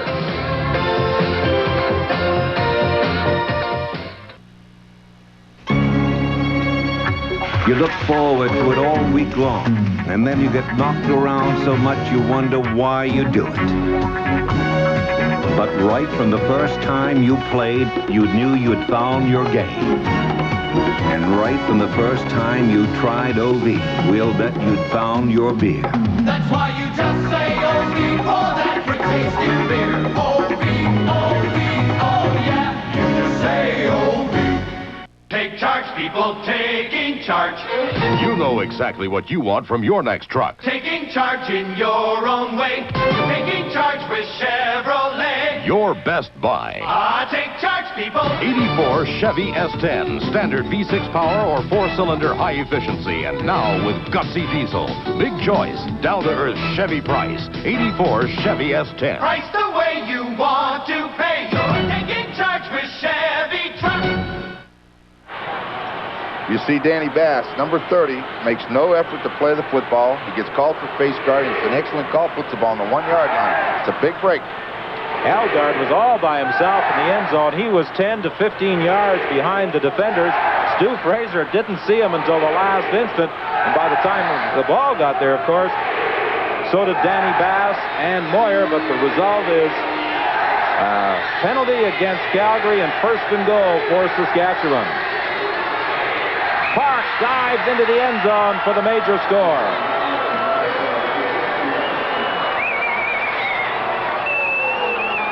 Well, now, with the conversion, the Saskatchewan Roughriders could move within a single point. Well, that's just what you call get down and get him, Leo, and give that ball to fullback. Let him get into that end zone any way he can get there. It's a little cross-buck action there. Nothing thrilling about it, but it's very effective. Well, the Roughriders put together a pretty good drive, 73 yards, aided by 2 penalties, one an offside call, the other pass interference in the end zone. And the point after, with 8:15 remaining in the third quarter, reduces the Calgary lead to 1 point.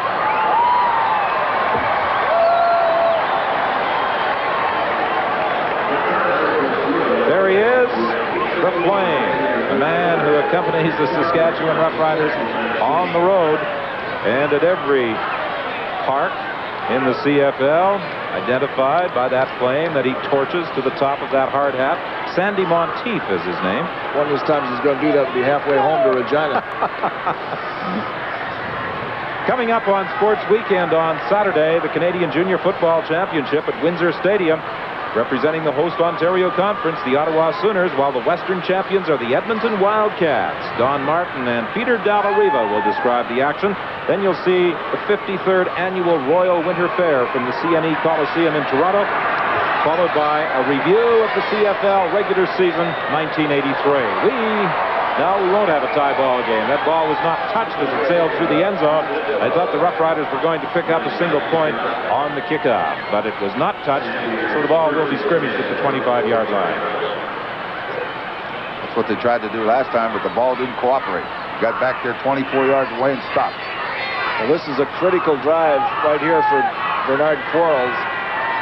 He's put enough points on the board there that you think the defense would allow him a little bit of leeway here, but the score again is 20-19, and he's coming out from his own end against the wind, so this is a big drive.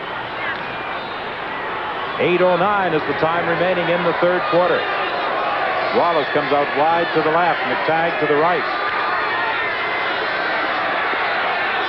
Quarles has Forzani wide open at the 40-yard line. First down, a gain of 15, stopped by Frank Robinson. Well, Forzani's having a big day, and wouldn't it be nice to award him with the offensive player of the game? Well, somebody's going to win it. I think that's 6 passes for about 130 yards, isn't it? 140 yards to be exact. Mike Levenseller injured in the first quarter of the ball game. As a matter of fact, he was hurt on the touchdown strike from Quarles to Ulrich, and he is obviously finished for the day. Quarles will run. Struggling for additional yardage, he got to about the 47-yard line, stopped there by Steve Dennis. He didn't see Emery coming from the offside either. That's a lot of times when that happens, you get that ball knocked out of your hands. Quarles hasn't done a bad job of running with the football this afternoon either. He has certainly thrown it well. You're averaging 8.6. That's not a bad average for anybody. Calgary Stampeders protecting a 1-point lead here in the third quarter. They must win or tie to move into third place and the final playoff berth in the West. Krause stopped right at the line of scrimmage. Eddie Lowe made the initial contact. Certainly a contrast from what we saw a week ago against the Hamilton Tiger Cats, where Krause was running all over the field at Ivor Wynne. He has been stymied by the Saskatchewan Roughriders today. Well, they've given up very, very few rushing yardage to the running backs. The rushing yards they've given up has been to Bernard Quarles. They have completely dominated Krause. Well, we got 2 young coaches. Mike Samuels is working with that defensive line, isn't he, Ron? Doing a good job. Mike Samples. Or Samples, I should say, and Bobby Swift, one of my ex-pupils with the Argonauts and then with the Winnipeg Blue Bombers as a center and guard, is the offensive line coach. And both doing a good job for the Saskatchewan Roughriders. McTagg's third down punt is fielded by Pierce at the 17-yard line. He gets a couple of blocks, and with his speed trying to get outside, but he's taken out of bounds by Harry Kruger at the 39-yard line. That was a 44-yard kick by Mike McTagg, a run back of 22 yards by Tim Kearse. Vince Goldsmith threw a great block. Now, Kearse just started up to the inside and drew the defense into the middle and then swung to the outside, and he has got that big speed. Made a nice return out of it before being knocked out of bounds. Well, he's an excellent kick returner, and that's one of the things they wanted when they got him, and he's done a good job for him. In fact, he returned one for a touchdown, I believe, against Ottawa. He came to the club via the BC Lions and San Jose State. First and 10. Saskatchewan at the 39. 5:41, the time remaining inside with Washington. First down, Saskatchewan to the 50. Well, at that Calgary bench, the Stampeders plotting offensive strategy for the next time they get the ball. Pat Hill, the assistant coach, talking to those offensive linemen, explaining what they must do. What that offensive meeting is about 2 or 3 times now on 2nd down and 2 or 3, they haven't been able to get it. That's what that's about. This last play, Jordan's been pretty successful sprinting out and getting to the outside. And that time he started out, they came with that draw, and they just split it. Ballard took the outside, and they just went right inside him for a big gain. Washington found his route inside. Block tried to go wide. He may have picked up about a yard, but Doug Battershill, the linebacker, came in to make the tackle. Washington, a communications major who plans to remain in Saskatchewan in the offseason. He's looking for a job in the Saskatchewan capital. Yeah, he's a good guy. He's looking forward to it. He's a little bit worried about the weather in the wintertime. I don't worry about it. It's not bad. Ballard, number 57, is here on the wide side of the field defensively, and his job is to get contained and keep that quarterback from getting outside. And that's why that draw will open up occasionally on the inside. Watch him come to the outside here. That time he gave up the contain, he took the inside. Complete to Nate Johnson, another first down for the Saskatchewan Roughriders. And that was on Ballard. He took the inside and was allowed to be turned in, and that gave the quarterback an opportunity to get the time to get to the outside and see Johnson on the sidelines and getting the football. Well, they had been hoping that Ballard could work on either side of the field playing that linebacking position. He's had some difficulties in learning the system. Well, he is working both sides. This time he's on the wide side again, but his main responsibility, as Leo said, is to get outside and contain that quarterback and don't let him out. And he made a mistake that time. He'll hear about it. And that might be as a result of that draw being run inside of him, too. There was that draw again inside of him. So he took the outside, and the draw came right inside him when he gave it that crease on the outside there, and that will happen. Darrell Moyer made the stop, but not before Washington had picked up 5.5 yards. Good distribution of calls by Homer Jordan. Sprinting into the outside, then running the draw inside that guy that's trying to contain him, and he can't be right on both. 3:40 the time remaining in the third quarter. 20-19. Calgary clinging to a 1-point lead. Sideline for Nate Johnson. He tried to one-hand it, and I think there may have been a mix-up in that pattern as Johnson and Stu Fraser were side by side. Well, what happened? Fraser took too big a split. He got out too far away from the unit, away from his offensive line, and that puts him in the throwing lane to Johnson. So the Saskatchewan Roughriders will have an opportunity for the first time this afternoon to take the lead as Dave Ridgway attempts a field goal from 43 yards.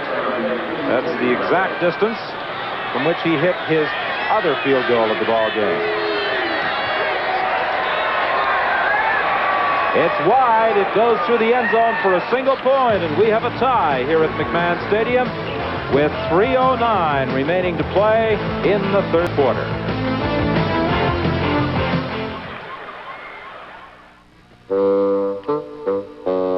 For those of you having difficulty with your instant pictures, with their portability, with their adaptability, for you, Kodak announces a new instant film for Kodomatic cameras. New Kodomatic Trim Print lets you lift off the print, giving you the thinnest, easiest to keep instant pictures available today with Color by Kodak. Kodomatic Trim Print. Only Kodak could pull this off. Canada Savings Bonds. Look all around you. See the world grow. The future's upon you before you know. To prepare for tomorrow, you've got to know how. Canada Savings Bonds. On sale starting October 24th for a limited time. Don't miss out. Buy yours soon. Canada Savings Bonds. Right for your future. Right now. CBC, the place to be for the 1983 Grey Cup, the Shenley Awards, the parade from Vancouver, then from the spectacular BC Place. It's the thrill of it all, pre-game show and the game itself. CBC's got it covered. Well, 3 weeks from today, it's Grey Cup Sunday at the stadium at BC Place. And you'll see all of the action live on CBC television. The thrill of it all, a 90-minute pre-game show. You'll see the Grey Cup parade. And on Thursday, November 24th, the first time on the full network that the Shenley Awards will be televised live. It's going to be a great week in the Evergreen Playground. And CBC very pleased to be producing the 1983 Grey Cup game. Well, Ron, if you look up the clock right now, there's about 3 minutes left in this third quarter. Calgary is going against the wind. Their job right now is to try to keep Regina off of the scoreboard, stay even, and then take the game over in the fourth quarter when they have the wind. Throwing deep for Wallace. Incomplete. Knocked away by Steve Dennis. About 70 yards in the air. Well, I'll say he threw that thing a long way. He wanted Porzani short, but he wasn't open. So he just decided one-on-one downfield, I'll take a chance. He laid it out. Steve Dennis made a good defensive play. Well, right now, down at that end of the field, what they want to do is try to get a couple first downs and try to run out this clock in the third quarter so they get the wind advantage in the fourth quarter. And with the wind advantage in the fourth quarter and the score tied, they should be in the driver's seat. Wind has died a little. That flag's not nearly as... It'll be back. Just wait a second. Well, this is Calgary. 2nd and 10. Quarles! That's wide open over the middle with Wayman Ulrich. And he'd been able to hang on to that ball. He was gone for 6. Boy, let's have a good look at this. He's got Dave Singh covering him, plus the linebacker, and he breaks to the inside, and the ball's delivered, and it's just out of their reach. He catches that, he's off. He drops it. Oh, that's another coach killer, Leo. Ooh.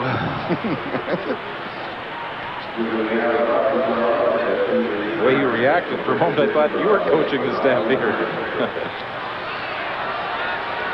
2:16 is the time remaining here in the third quarter.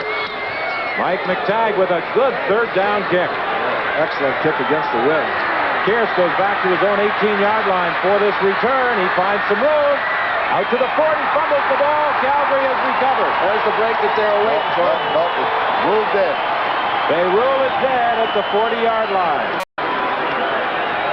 A 57-yard kick by Mike McTagg.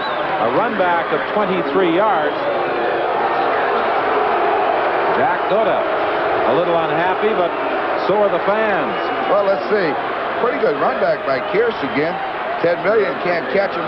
He makes a couple good moves and breaks some tackles. Let's see what happens. Well, the ball came out long before he fell down, fellows. It came out. Probably the official was on his blind side and didn't see the ball come out. Tim Kearse, who returned that kick, injured on the play. Fortunately for the Saskatchewan Roughriders, they will retain possession. 2 minutes exactly remaining in this third quarter. Jack Goda has to be concerned about the way this ball game has gone. Well, you know, Don, like when you look at the football game, it's a nothing game for the Saskatchewan Roughriders. So what I was referring to early in the telecast, usually when a team's in a nothing game and it's a big one for the other team, if something happens early, it's a heck of a football game. Calgary got up on them by 10 or 11 points. They had every opportunity to say, well, that's it. This is our last game, and they didn't do it. And they've come back, and it's a heck of a football game right now. Right now, I would say nobody's got control of it, Leo. What do you think? Well, I would say as soon as this quarter changes in 2 minutes, that Calgary should have a pretty good position with that wind factor because the wind is starting to go again. While we have a moment, let's remind our viewers across the network that on Saturday night on Hockey Night in Canada, you'll be able to watch the Philadelphia Flyers face the Montreal Canadiens at the Forum in Montreal. 1st and 10. Saskatchewan at the 40-yard line.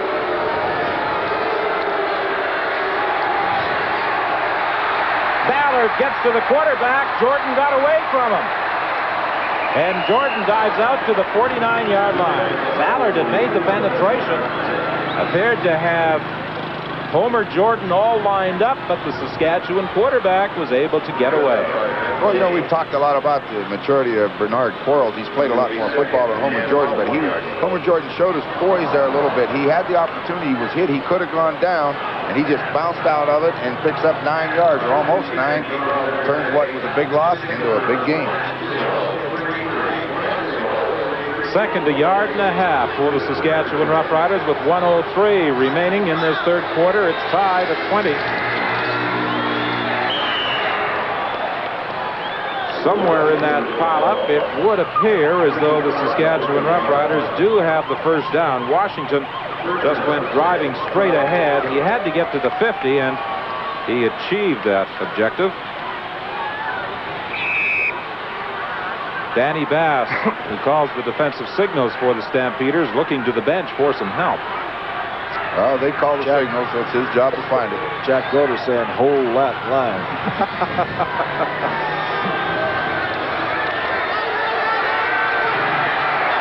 Don't give this guy a chance to turn upfield. That time Ballard got it. Ballard reacted that time to spill the Saskatchewan quarterback with a one-handed grab. Well, that's a tough job. He's going to the wide side of the field every time as the contained man on the rollouts. And he goes to the outside, and the quarterback steps up on the inside. He goes to the inside, the quarterback goes around him on the outside. He just made a great play there. He went to the outside and got back in to get the quarterback who had cut up on the inside. Just a great play. 2nd and 8. This should be the final play of the third quarter.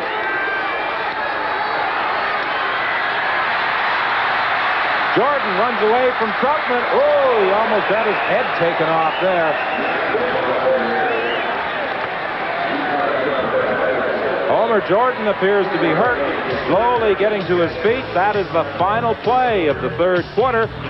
The Calgary Stampeders and the Saskatchewan Roughriders are tied at 20.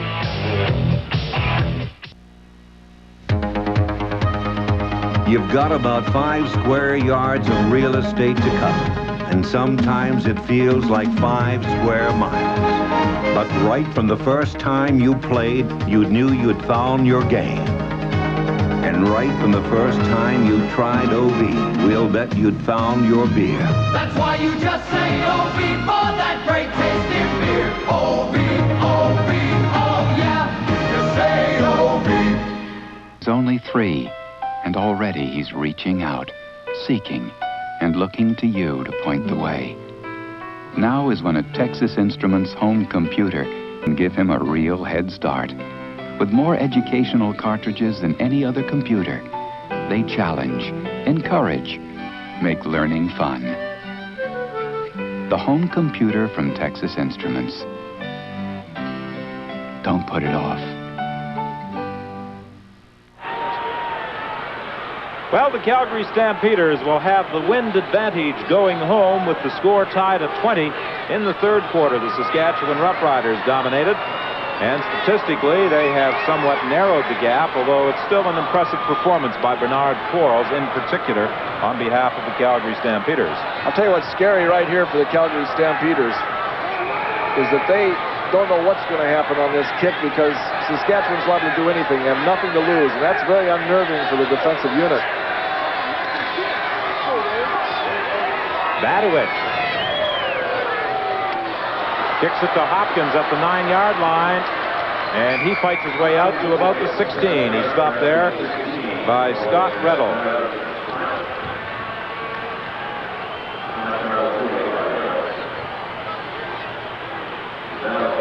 20-20 is the score here at McMahon Stadium as we are into the fourth quarter. The Stampeders must win or tie if they hope to qualify for the Western Conference semifinal next Sunday against the Winnipeg Blue Bombers.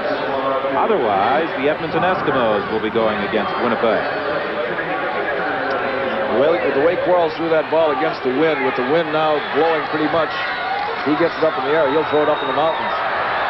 Ray Krause stopped right at the line of scrimmage. As a matter of fact, maybe a loss in the play. He is not going to have any success running against this Saskatchewan team. Frank Robinson was just waiting on him out there. That linebacker was just sitting there, and he forced him to stutter step, and he makes the hit on him right away. Boy, they are not running on Saskatchewan today.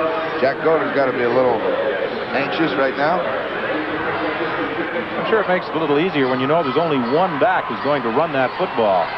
Moore is strictly a blocker. Yes, and Krause hadn't done it. All those rushing yards belong to Quarles just about. Quarles throwing deep. He's got Wallace open. He could not catch up with the football. Ran a stop and go on Kenny Hinton, and he got behind him. But if they don't catch the ball, it doesn't matter. That's about a 75-yard pass. Take a look at it. He's going to get a little bit of time. He pumps one time. Now that means Wallace is going deep, and he just lays it out. He's thrown it from the goal line. And he throws it on an angle over to that hash mark. That's got to be 70, 75 yards in the air. You'd like to take him about 4 yards off of it.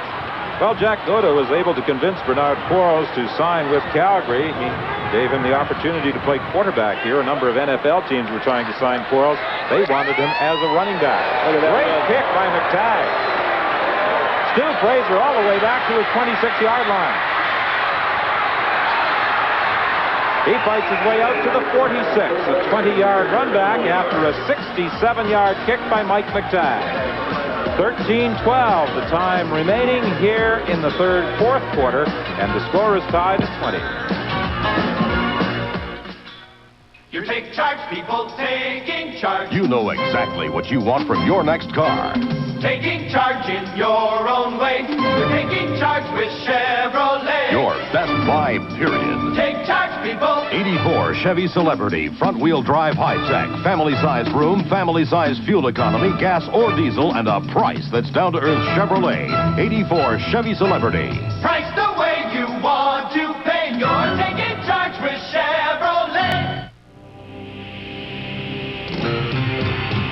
More Montreal, more Winnipeg, more Calgary, more Edmonton, more Toronto. For the business traveler, Air Canada has more flights, more often, with more non-stops to more major Canadian cities than any other airline. More Calgary. And moreover, their superb connoisseur service. More Halifax, more Ottawa. Fly Air Canada and get more. More Vancouver, more... Well, except for the wind, it's been a beautiful November afternoon here at McMahon Stadium in Calgary. A temperature of 12 degrees with the sun shining brightly when the game got underway at 2 o'clock Calgary time. Now the shadow of the west side grandstand covering the playing surface except for an area of about 10 yards in the south end. The ball is fumbled. No indication yet from the officials. The Saskatchewan players are indicating they've got the ball. And apparently they do. Danny Bass was in there in a hurry to make the hit to pop the ball loose. When that ball's loose on the ground, it draws the crowd. Get a good look at it. Hand off the figure. Danny Bass right there. The left hand come in and popped it out of there. Still loose. I don't see how those red jerseys missed it. I believe it was Washington or Chris DeFrance. The two of them were both fighting for it, but it was a Saskatchewan player who came up with it. 2nd and 12. To Mike Washington. He is hit almost immediately. Richie Hall making the tackle, and Saskatchewan forced into a kicking situation. 12:29 is the time left to play here in the fourth quarter. Well, Calgary forces him to throw that ball off to the back. He catches it with his back turned. He has no idea where Richie Hall's coming from, and Hall makes a great open field tackle. Well, in case you missed it earlier, 21-21 the score in that Eastern game involving Hamilton and Montreal. As a result, Hamilton finishes third and will face Ottawa next Sunday in the Eastern semifinal, a game you'll see on the CBC television network. Look at that ball hang up in the air against that wind. Third down kick by Badowich, bounces out of bounds at the 32-yard line. So with 12:05 remaining in the game, that's where the Calgary Stampeders will take over 1st and 10 when we return to McMahon Stadium in Calgary. Hey, Canada. Welcome to Miller time. Now through here, it's yours and mine. Bring your thirsty self right here. You've got the time, we've got the beer for what you have in mind. Welcome to Miller time, yours and mine. Miller High Life, now available at regular beer prices. Canada, welcome to Miller time. The new Philishave has made this man a Philishave man. It's because the Philishave's improved lift and cut system now shaves more than twice as close as before. And fingertip controls make every close shave comfortable and precise. The new Philishave from Philips. For the Philishave man, one close shave after another. On CBC television next Sunday, you'll see the Eastern semifinal, Hamilton against Ottawa. The Western semifinal features the Winnipeg Blue Bombers against either Calgary or Edmonton, and tickets are on sale for both semifinal games. Starting time in the East, in Ottawa, is 1 o'clock. The game in Winnipeg will get underway at 3.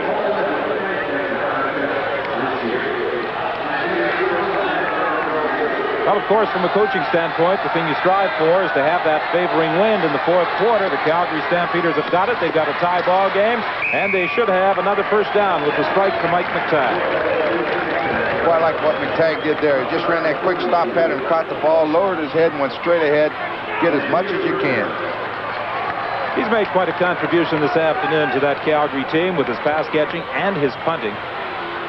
He bailed them out of a couple of jams with some good kicks. McTagg, the Argonauts' #1 draft choice in 1978. From North Dakota State, isn't it? And take a look at those flags, man. That wind is really starting to blow right now, and that's a big advantage for Calgary. 1st and 10. Quarles to the sideline to McTagg. He makes the catch. There's a penalty flag as well. I believe they're calling Ken Hinton with a late hit. I think you're going to get a spearing call.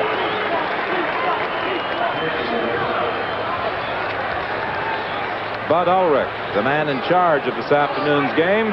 He confers with his officials. And the spearing call against Ken Hinton will move the Calgary Stampeders closer to that Saskatchewan goal line. Get a good look at it. It's a little half bootleg. He throws the out to the sideline, and McTagg is on the ground when he makes the catch, and the rule says you cannot spear the guy with the helmet when he's down. And that's a good call. The helmet is not to be used as a weapon. Major foul, Saskatchewan, spearing, first down. 1st and 10 Calgary at the Saskatchewan 38. And the fans, who had been rather quiet during the third quarter, have come alive here in the fourth period. 11:06 is the time remaining. Quarles in trouble, and he is going to be dropped back at the 48-yard line by Olsen and Goldsmith.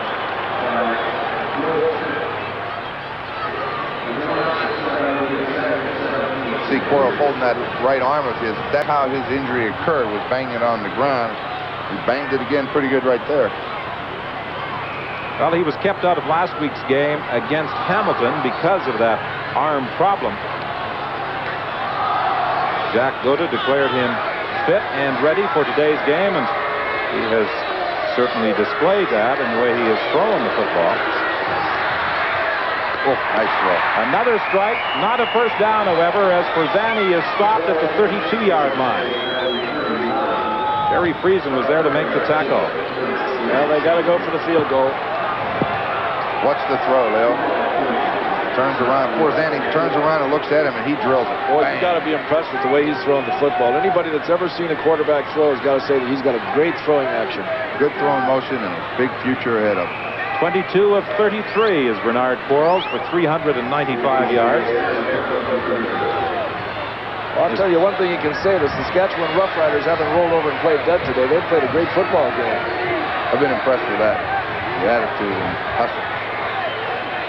Field goal attempt by J.T. Hay from 39 yards out. It's wide. It'll sail through the end zone for a single point. So it's now 21-20. The Stampeders in front with 9:49. The time left to play. Bernard Quarles trying to get the Calgary Stampeders into the Western Conference semifinal against the Winnipeg Blue Bombers in 1 week's time. And if he succeeds, the end of a dynasty, perhaps. The Edmonton Eskimos, after 5 consecutive Grey Cup triumphs, will be on the outside looking in.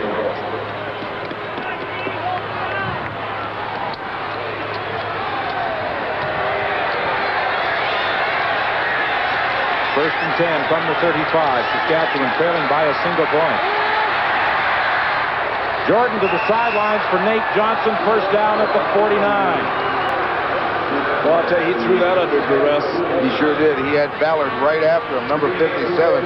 Ballard gives him a pretty good shot here, too. Watch him after he throws the ball. Watch Ballard hit him. Woo. Johnson did a good job keeping those feet in bounds as he reached up for the football. 9:22, the time left in the game. 21-20, Calgary leading. 1st and 10, Saskatchewan. They are at their own 49.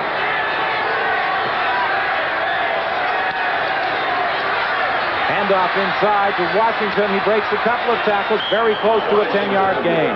That's that same draw again with the contained man on the wide side of the field coming upfield, trying to cut off the sprint out by Jordan. And he just starts to the outside and gives the ball inside to Washington, and he just goes right up in that gap. And that's a well-designed play, and it's a good play to call under those circumstances and to complement the sprint out pass. Measurement required to determine if it is a first down.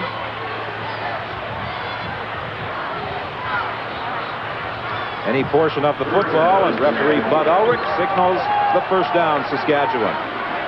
There's some signaling going on at that Saskatchewan bench.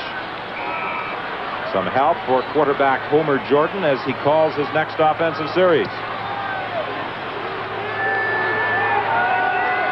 1st and 10 at the 51 of Calgary.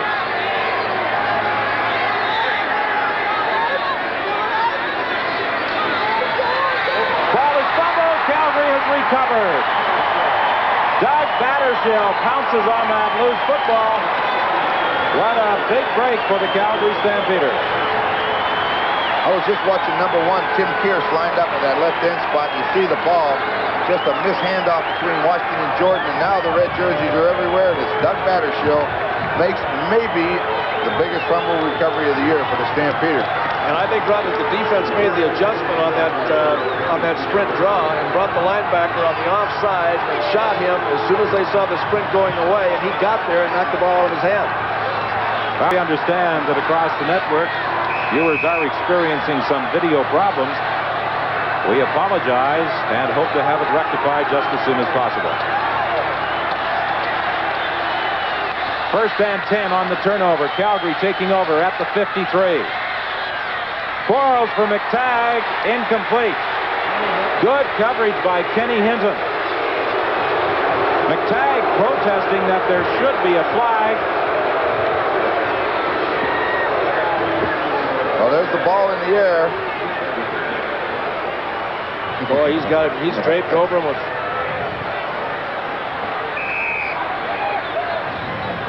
Good defensive play. Yeah, the referee's got a better spot to see it than we do. Yeah, I hate to be a referee and have to call those kind, because that's the one you never know how to call it. Whether you can go through the man at the ball as long as you make contact with the ball or not.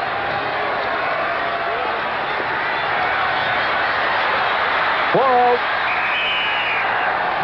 looked over and he was going to dump it off, and it was Jerry Inglis who was standing there, and Quarles hauled the ball back in. He was all set just as he was being hauled down by Morgan to flip it out, and then realized that it was his offensive tackle who was standing waiting for the ball. Jerry English said, "Trust me."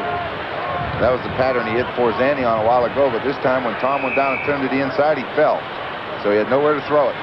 Is it hard to say English without saying English? English? Yeah, English. I don't know. Okay.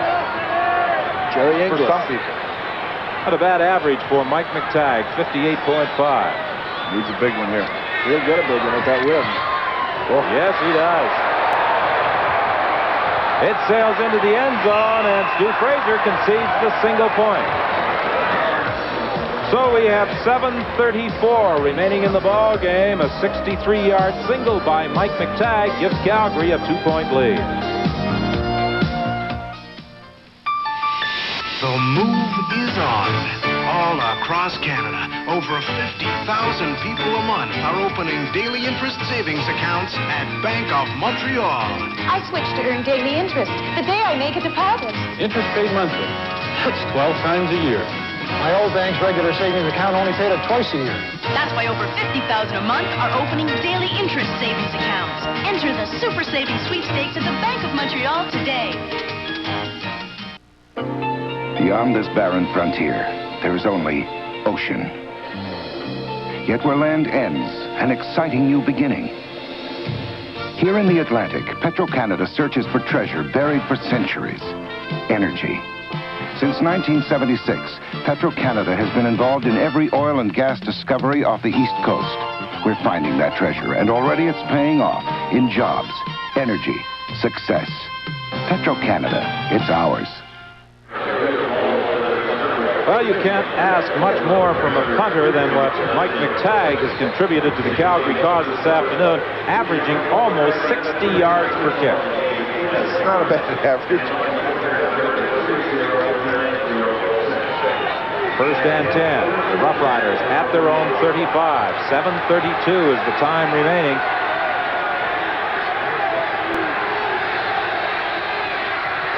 Appeared to be a mix-up in that Saskatchewan backfield on the handoff to Mike Washington. He was still able to pick up about 3 yards. It will be 2nd and 7. Ballard kind of gives you the impression every time he wants to make the tackle, but he played that just right. He took a step across the line of scrimmage. He met the lead blocker and turned it into the linebackers, and very little gain. 6:55, the time left in the game. 2nd and 7.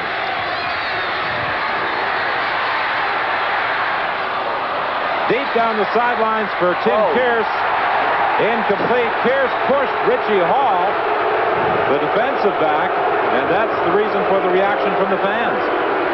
Well, At least it's incomplete. That's the main thing. it looked like he slapped him up right alongside the Hayde.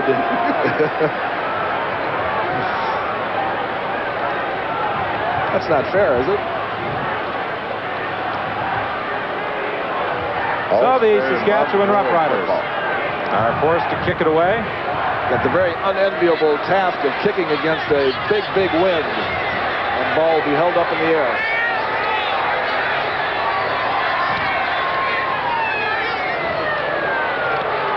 Hopkins takes it up to 35. He's stopped immediately by Frank Robinson. And it will be 1st and 10 Calgary at the 37-yard line. 37-yard punt that time by Dave Badowich. I think they were looking for a no yardage on that. Well, the main thing is catch that football. The run back wasn't important, but the fumble could hurt him.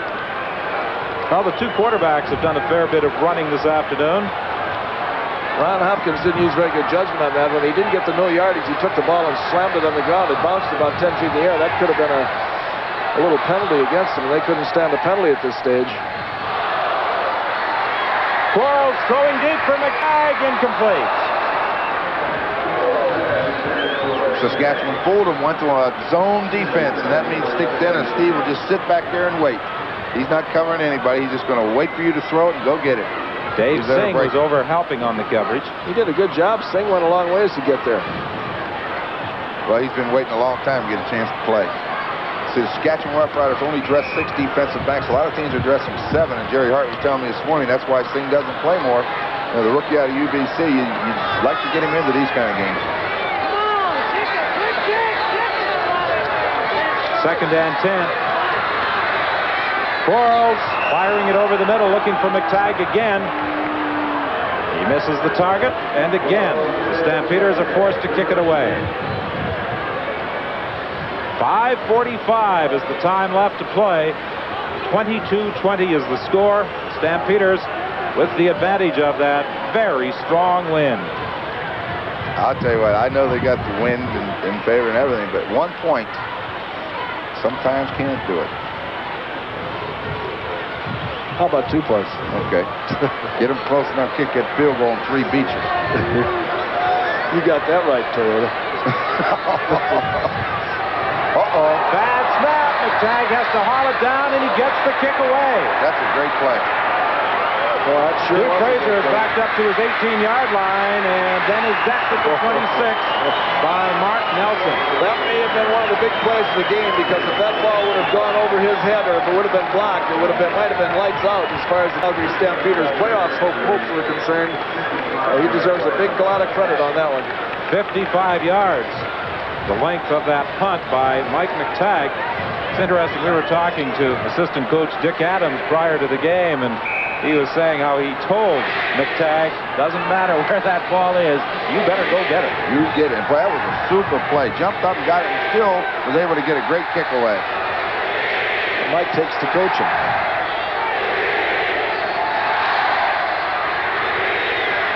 Little swing pass to Washington. He spins off the first tackle, but just got back to the line of scrimmage. Big play by Mark Hopkins, or Ron Hopkins on the play. If he would have got inside of him, he had a few white jerseys in front of him down the sidelines. Ron, from a quarterbacking standpoint, that looks like a rather simple pass, but sometimes that's a difficult pass for both the quarterback and the receiver. It's the hardest pass to throw when a quarterback or a receiver is running away from you, and there he's parallel. You can't baby it there, but you can't drill it either. It's a hard pass to throw. Ball tipped and almost picked off. Danny Bass was the man who deflected it. Darryl Moyer was trying for the interception. Moyer is really upset because in the process of going for that football, he was pulled away from it. And you just can't do that, but the referee on occasion was looking at the ball and didn't see it. Chris DeFrance, the intended receiver for Saskatchewan. Moyer made a big interception to start the ball game. That led to a touchdown drive for the Calgary Stampeders. 4:13 is the time left to play. 22-20, Calgary leads. If I was the Calgary Stampeders, I'd assign somebody to battle, which I can't believe how fast he takes off after this ball. That kick hangs up there. Richie Hall fields it at the 50, and he has nowhere to go. The big thing for Calgary right now with the wind advantage they have is they can outkick them and win this football game almost, but they've got to make sure that they don't make any mistakes. As far as Saskatchewan is concerned, they are pressing them all the way, and at this point you can't say that one team has the big advantage other than Calgary's wind factor. That's the big factor, right? The wind is the difference right now. It really is. That's what they've been playing for in the third quarter, to get that wind, and they've got it now, and they should take advantage of it. Well, Bernard Quarles, with his performance this afternoon, is certainly a candidate for our Carling O'Keefe Offensive Game Star Award.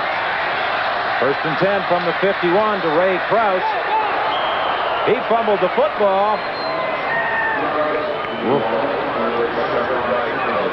The Calgary Stampeders were able to recover. I think it was Kevin Morley who fell on that loose football. Well, we're going to get a good look at it. There's nowhere for Krause to run today. They've got him pegged. The ball's loose. When that ball comes out, that Jake Goda, I bet you had to have a shot of adrenaline on the sidelines to keep his heart going. 3:07 is the time left to play. It's 2nd and 3. This is run all the way. Quarles looking for the first down. He stopped well short by Rusty Olson. Second and about.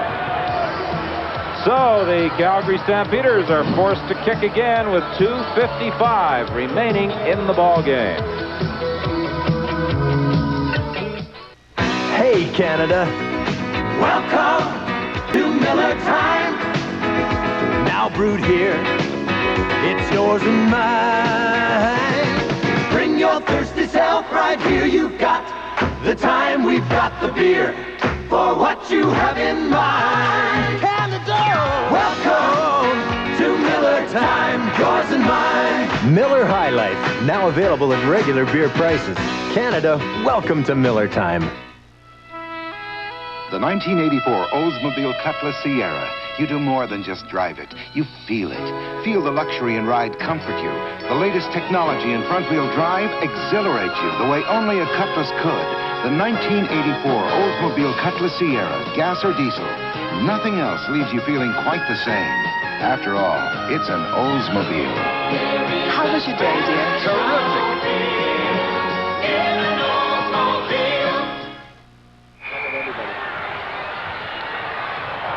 Mike McTagg with a 3rd down kick. The ball takes a good bounce into the end zone. This could be a big point for the Calgary Stampeders because they now lead by 3. I'll tell you nothing, it looked like a bad kick by McTagg, but Saskatchewan put 11 men on that line of scrimmage, and they were coming after it. The only guy back to catch it was Stu Fraser. They had a block on, and he just got it away, and the great bounce off the turf did the rest. Credit McTagg with a 78-yard single and an average this afternoon on 9 punts of 60.7 yards. Well, as you pointed out, Don, that is a big point because, as we've been saying all along, a win or a tie is enough to get them in the playoffs. Now all they've got to do is concentrate with 2:45 on keeping the Saskatchewan team from scoring a touchdown.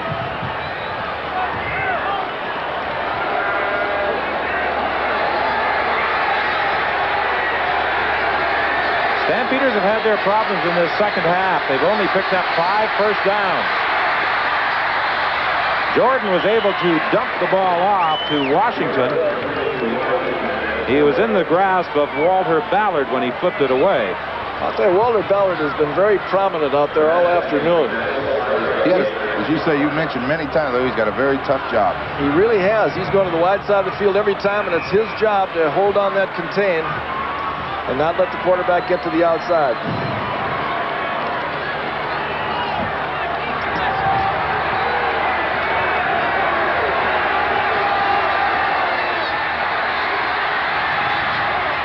Penalty flags in the play. Poles deflected the pass. It appears as though it was a holding call against Saskatchewan.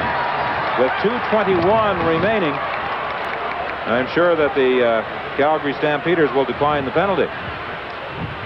I would think so.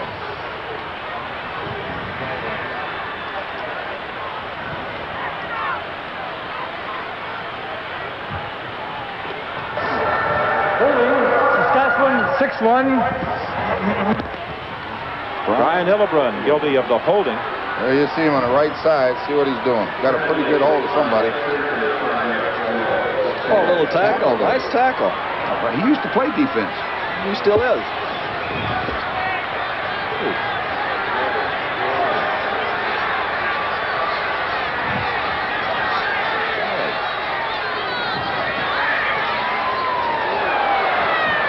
His third down kick picked up by Hopkins, and Hopkins is bounced out of bounds by Lowe at the 52-yard line.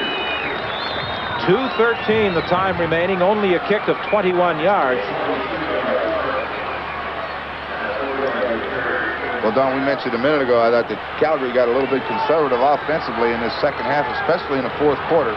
And the 2nd and 9 play when Quarles had rolled out, no intention to throw. He ran all the way. And now they're going to get more conservative with 2 minutes left. Their defense now is really dropping deep to prevent long passes. Well, you always have to be a little bit afraid when you go into this kind of a shell that you don't make a mistake. And I think they're probably directing him to give Krause the ball a little bit too here. Not to put it in the air. There he is with the ball there. Krause trying to cut back inside. He gets to the midfield stripe. Stopped there by Frank Robinson. Big thing as far as Krause is concerned, his number one objective is to put both hands on that ball and don't let it go.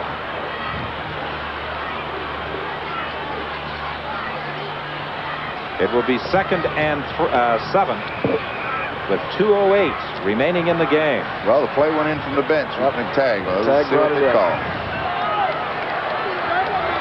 That's going to be a draw or a screen. Screen out, probably.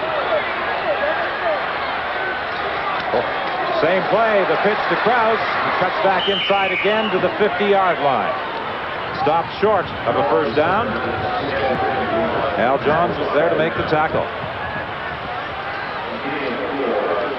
Well, Jack Goda has really been pacing back and forth at that Calgary bench. I know why he doesn't wear a headset. He'd get so tangled up he might strangle himself if he moves around at that bench. Take a look here, Don. They're going to put, again, 10 men on the line of scrimmage and send everybody. There's only 1 man back. 11 coming. There are 11 men on the line of scrimmage. Thinking of 11-man football instead of 12. Just get it and kick it. Got 11 guys that are going to be flying after him. They got to get that snap back, and it's got to be there good. And as far as the offensive blockers are concerned, they got to shut down that penetration. Oh, my goodness gracious. Bad snap, and Saskatchewan's got the football. Rusty Olsen is going to get into the end zone. Now they're blowing it up here. They're ruling it dead back at the 43-yard line. The Roughriders are protesting. Just what you said might happen, Leo. The second bad snap that Mike McTagg has been forced to field. However, they rule that the play was dead at the 43-yard line. Well, you know, this conservative game like this, boy, when that one mistake can hurt you. They're very fortunate the ball was blown dead.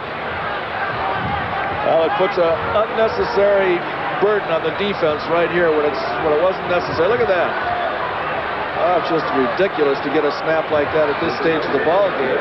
The ball is bounced around there loose, and Rusty picks it up. I'm not so sure that ball should have been blown dead. They got a big break right there. Their defense better come out big now. 1:25 is the time left in the game. Pass is complete to Chris DeFrance. A pickup of about 6 yards.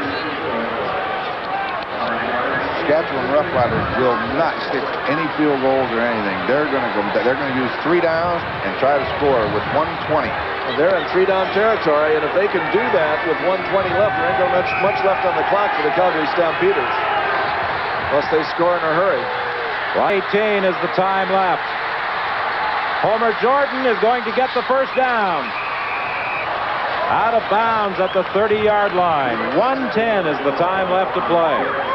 You think some of those Edmonton Eskimo football players have suddenly sat up and taken notice of what is going on here? I'll tell you what, I'm nervous and I'm not even playing. Homer Jordan was a little slow in getting up. However, he is heading back to that Saskatchewan huddle. He's tough. Boy, you can just imagine what the Calgary coaches are going through right now. They have things under control, and all of a sudden, Saskatchewan has fought their way into a position to do something. Jordan is caught and dropped. Big play by Randy Troutman. I'll tell you what, every play is big right now. That is a big play. Every play from the defense of the Stampeders is big. Boy, I'll tell you, this has got everything you can ask for, Don. 1:04 is the time remaining. You see Randy Troutman coming. Boy, he's had a great year for the Stampeders, and he's made a lot of big plays, but none bigger than that one. He had a big game last week against the Hamilton Tiger Cats. He almost pulled that ball away from Homer Jordan at the 40. On second down, sideline pattern complete to Nate Johnson. He steps out of bounds at the 32. 55 seconds, the time left to play. It will be 3rd and 11, Saskatchewan. I think Nate thought that one yard marker over there was the 1st and 10 marker. Instead, they're still 11 yards short, but they got to go after it. You've got to. Well, right here, you got a rookie quarterback in there. You know just about what he has to do here with 11 yards to go. He's got to roll one way or the other. You got to come with the blitz. You got to send one linebacker in there after him. They're not going to blitz. They're going to play a zone defense. Well, this could be the playoff spot in the West right here. Complete for the first down. Too much time. You can't allow the quarterback that much time. Stu Fraser makes the catch at the 17-yard line. What a finish we're going to have here at McMahon Stadium with 50 seconds remaining. Well, you see the zone. Stu Fraser got between it. Jordan found him. First down. He got 3 shots at it with 50 seconds. He's still a rookie. You got to go after him. You just can't give him the time. He'll score. Chris DeFrance with a sensational catch at the 6-yard line. 42 seconds remaining. The Calgary Stampeders played conservative football, and they may die as a result. Now, but regardless of the conservative football that they played, it was still a couple bad snaps at center that's going to cost them this football game if they lose it.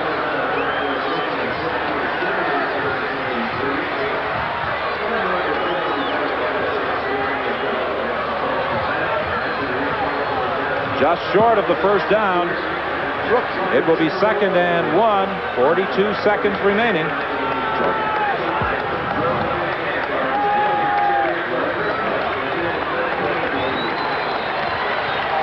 The ball is between the 6 and 7-yard lines.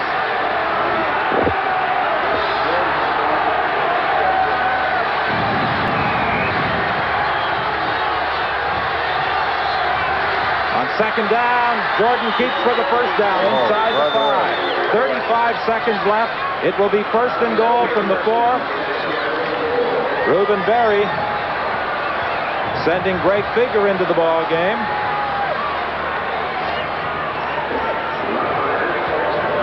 And the Saskatchewan Roughriders have called a timeout.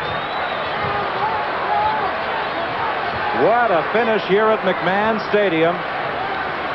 3rd place, riding on the outcome of this ball game.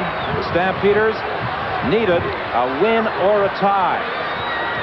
these are the situations you love if you're playing. If you're on the field, everything's okay. But I'll tell you what, you get a little nervous up here. This is a big, big game for the Stampeders. Do you think the Eskimos aren't excited? Would you like to be wearing one of those red shirts? No, but I'd rather wear the white one and be in control. I want control right now. I don't want nobody else doing it. I'd love to play with the white shirts right now. Oh, this is when you got to have control. On the 4-yard line. You think Jack Goda's stomach is churning a little at the moment? Well, what do you think, Leo? I think right here, you sprint it out. Back there on the 40-yard line, you got to come after him with a blitz. You got a young quarterback. You put pressure on him and try to make him throw the ball at misdirection and pick it off or get him for a loss. 35-second sprint home with Jordan to the wide side of the field. Passer run it because he's an excellent runner. You know he's going to do that. No question about it. First and goal from the 3-yard line. There he goes.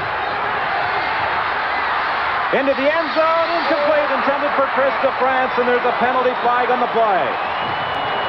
It's against Calgary. No, it's holding against Calgary. Somebody must have grabbed the receiver. Well, they're sending in their tight ends right now. They're going to run this football. Oh. Well, when you're on the 2-yard line with 3-down territory, first down, what are you going to do? Unless they fumble the football, they should win the football game, and they deserve to win because they have played. Holding, Calgary number 25, down repeated. A holding call against Doug Battershall. I don't know if we can see it, but boy, I thought Homer Jordan thought that they was going to catch this football. Watch it. Oh my goodness gracious! Here we go. First and goal now. Calgary better hope they score on this play. Just inside the 2. 30 seconds remaining.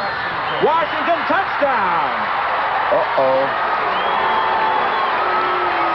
Well, tell you that one mistake, you know, anytime you get in conservative football, you've got to worry about a mistake, and that snap from center killed it. I think I can hear some cheering about 200 miles to the north. Yes, I can hear it from there. Well, Warren Moon just took off his sport coat and went out and started warming up. I'll tell you this.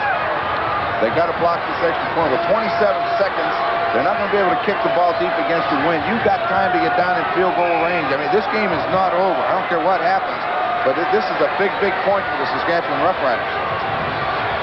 2, possibly third-down snaps here in the 4th quarter. Point after, it is good. Well, so now it's 27-23 with 27 seconds remaining. And the flame just lit up again. Not only could this game determine the fate of the Calgary Stampeders for 1983, it could also determine the coaching fate from stories we hear of Jack Goda. Yeah, I don't like to hear Calgary. those. I don't like those ones because I think Jack Goda, with all the work, he's done a great job here. I'll tell you what, now I'd like to be wearing the sweater of the red team where I got control of this game. I got to have control. I can't handle this sitting around. Don't tell me you think you've got control with 27 seconds left. Hey, you got a lot of time. Well, You've got time. You betcha. They're not going to kick this ball that deep. They get those guys up there. You need to run back out to that 40-yard line. If you get to that 40-yard line, you got a chance to win it. All right, well, let's advance a few plays. If you were the quarterback, what would you be calling? Well, now I'm going to look for the outside. I'm going to look for someone on that sideline and get that ball and get out of bounds, if possible. But I'm going to have a receiver down the middle, too. You know what he'd be calling? He'd be calling long distance. He's on his way home. Catch it. All right. On the kickoff return, Mitsulis. Okay. Out to the 28-yard line with 21 seconds left in the ball game. Okay, now you have to assume the Saskatchewan Roughriders will be sitting deep in a deep zone right now. You've got to try to hit those sidelines in between and let that guy get out of bounds. Well, I'll tell you what, you said this is where Quarles comes of age. If he puts him in the end zone from here, Leo, he's there. Watch how deep they are. Let's see. McTagg to the right, Wallace to the left. They're deep. Look at them in there, and deep and dropping. Perfect. The strike intended for Allridge, incomplete. He took it on a bounce with 16 seconds left. Okay, just go back in the huddle and call the same play. Throw it again. Ball's a little low. You can't throw it. Tries. You can't throw it in there, though, Ron. Got to. Unless you call another timeout in a hurry. They haven't called a timeout. Throw it in there. Boy, this is fun, huh? 16 seconds remaining, 27-23. The Saskatchewan Roughriders on the verge of eliminating Calgary from the playoffs. Quarles taking a lot of time.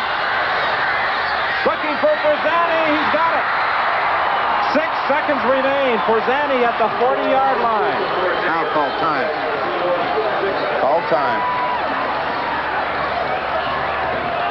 Now he has to put it in the end zone. A strike of 42 yards. Bernard Quarles to Tom Forzani. He could possibly get 2 plays here. 2 at the maximum.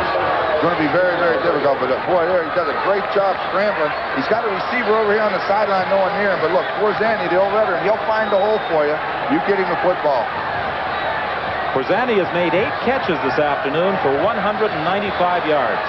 I'll tell you, a lot of poise. Nice throw. Forzani's there. The old pro, he squeezed it too, but he wasn't going to drop that. I was just thinking of that, Leo. You know, when you get in trouble, you got to go to a guy that you can depend on, and over the years, he's been the guy. Okay, Leo, what are we going to do? We got to throw it in the end zone. This will be the final play of the ball game, barring penalty. 6 seconds. The time was 27-23. Because they have to come with a deep pass. I'd come with the linebackers on the blitz. And let them throw the short pass. Leo, I'll tell you. You know, a deep pass is the only thing that can beat you here, and you got to put pressure. You can't allow that Quarles to get back there and run around and look and get somebody open. You got to get after him. I'll tell you one thing. I'm keeping that safety man right in the middle deep. I'm not going to come full out blitz. I'm not talking about a safety blitz. I'm talking about some of those linebackers. Well, there they are. They're deep. They're sitting in the zone. Well, this is it. Quarles in trouble. He's going down. Caught by Rusty Olson. That's the ball game. The Saskatchewan Roughriders have upset the Calgary Stampeders. And as a result, the Edmonton Eskimos will get a spot in the Western Conference semifinal against the Winnipeg Blue Bombers 1 week from today. The Saskatchewan Roughriders upsetting the Calgary Stampeders here at McMahon Stadium as a disappointed Jack Noda heads to the dressing room. We'll be back right after this. Hey, Canada. Welcome to Miller time. Now brewed here, it's yours and mine. Bring your thirsty self right here. You've got the time, we've got the beer for what you have in mind. Welcome to Miller time, yours and mine. Miller High Life, now available at regular beer prices. Canada, welcome to Miller time. Well, disappointment here at McMahon Stadium as the Calgary Stampeders started so strongly and appeared to be in total control of this ball game. As a matter of fact, with 3 minutes left, they appeared to have it all wrapped up. Well, Don, I was talking to Ron and you as they took over that third quarter, after the third quarter, and got the wind, and said that the only thing that's going to beat Calgary is mistakes. And that snap from center is the one that broke the camel's back. But you got to give full marks to the Saskatchewan Roughriders. They hung in there tough and fought fiercely throughout the ball game, capitalized when a bad snap from center came. And I'm not too sure that Rusty Olson didn't have a free shot at that goal line, picking that up and running with it. So they deserve the win. Oh, there's no doubt about it. It's a way you like to see a football game end, I guess, if you don't like to see it if you're a Calgary Stampeder fan. And now with the Edmonton Eskimos in the playoffs, the champions know what it takes to win, and I would not want to be either Winnipeg or BC preparing to face Edmonton. Down on the sidelines, Coach Ruben Barry standing by. Ruben, congratulations, a tremendously exciting ball game, and I think you might now be on the Christmas card list of the Edmonton Eskimos. Well, thank you. I was real proud for our players. I asked them to win the ball game for the assistant coaches who worked so hard this year and been through so much.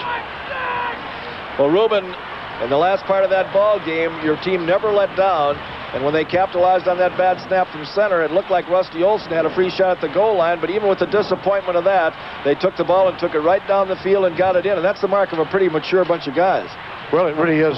We had a punt block on that play, and it happened to be a bad snap at the same time, so it happened to come out just right.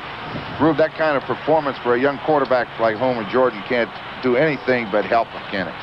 Well, I've been saying all year I want to get him outside. Finally, I got bullheaded enough to get him outside and, and do what he can do. So that's what he can do best. So I'm happy for him and happy for those other guys. Ruben, you have to be pleased with the performance of the Roughriders in their final 2 games, knocking off first the BC Lions a week ago and then the Calgary Stampeders today, depriving them of a playoff spot. It seems as though you've got a pretty good nucleus and looking forward to 1984. Well, we certainly are. I'll tell you one thing that I've tried to do is to bring in people who are just tough, because I think in the long run, I want them to be very tough is what I tell them. And in the long run, I think that's going to pay off, and I keep emphasizing it with them. So that's the kind of people we're looking for, just tough people. Well, Ruben, we hope that you're back behind that Saskatchewan bench in the 1984 season. Congratulations on a fine victory this afternoon. Thank you so much.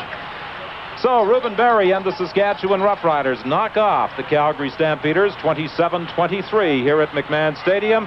And as a result, it's the Edmonton Eskimos advancing to the Western Conference semifinal next Sunday in Winnipeg against the Blue Bombers.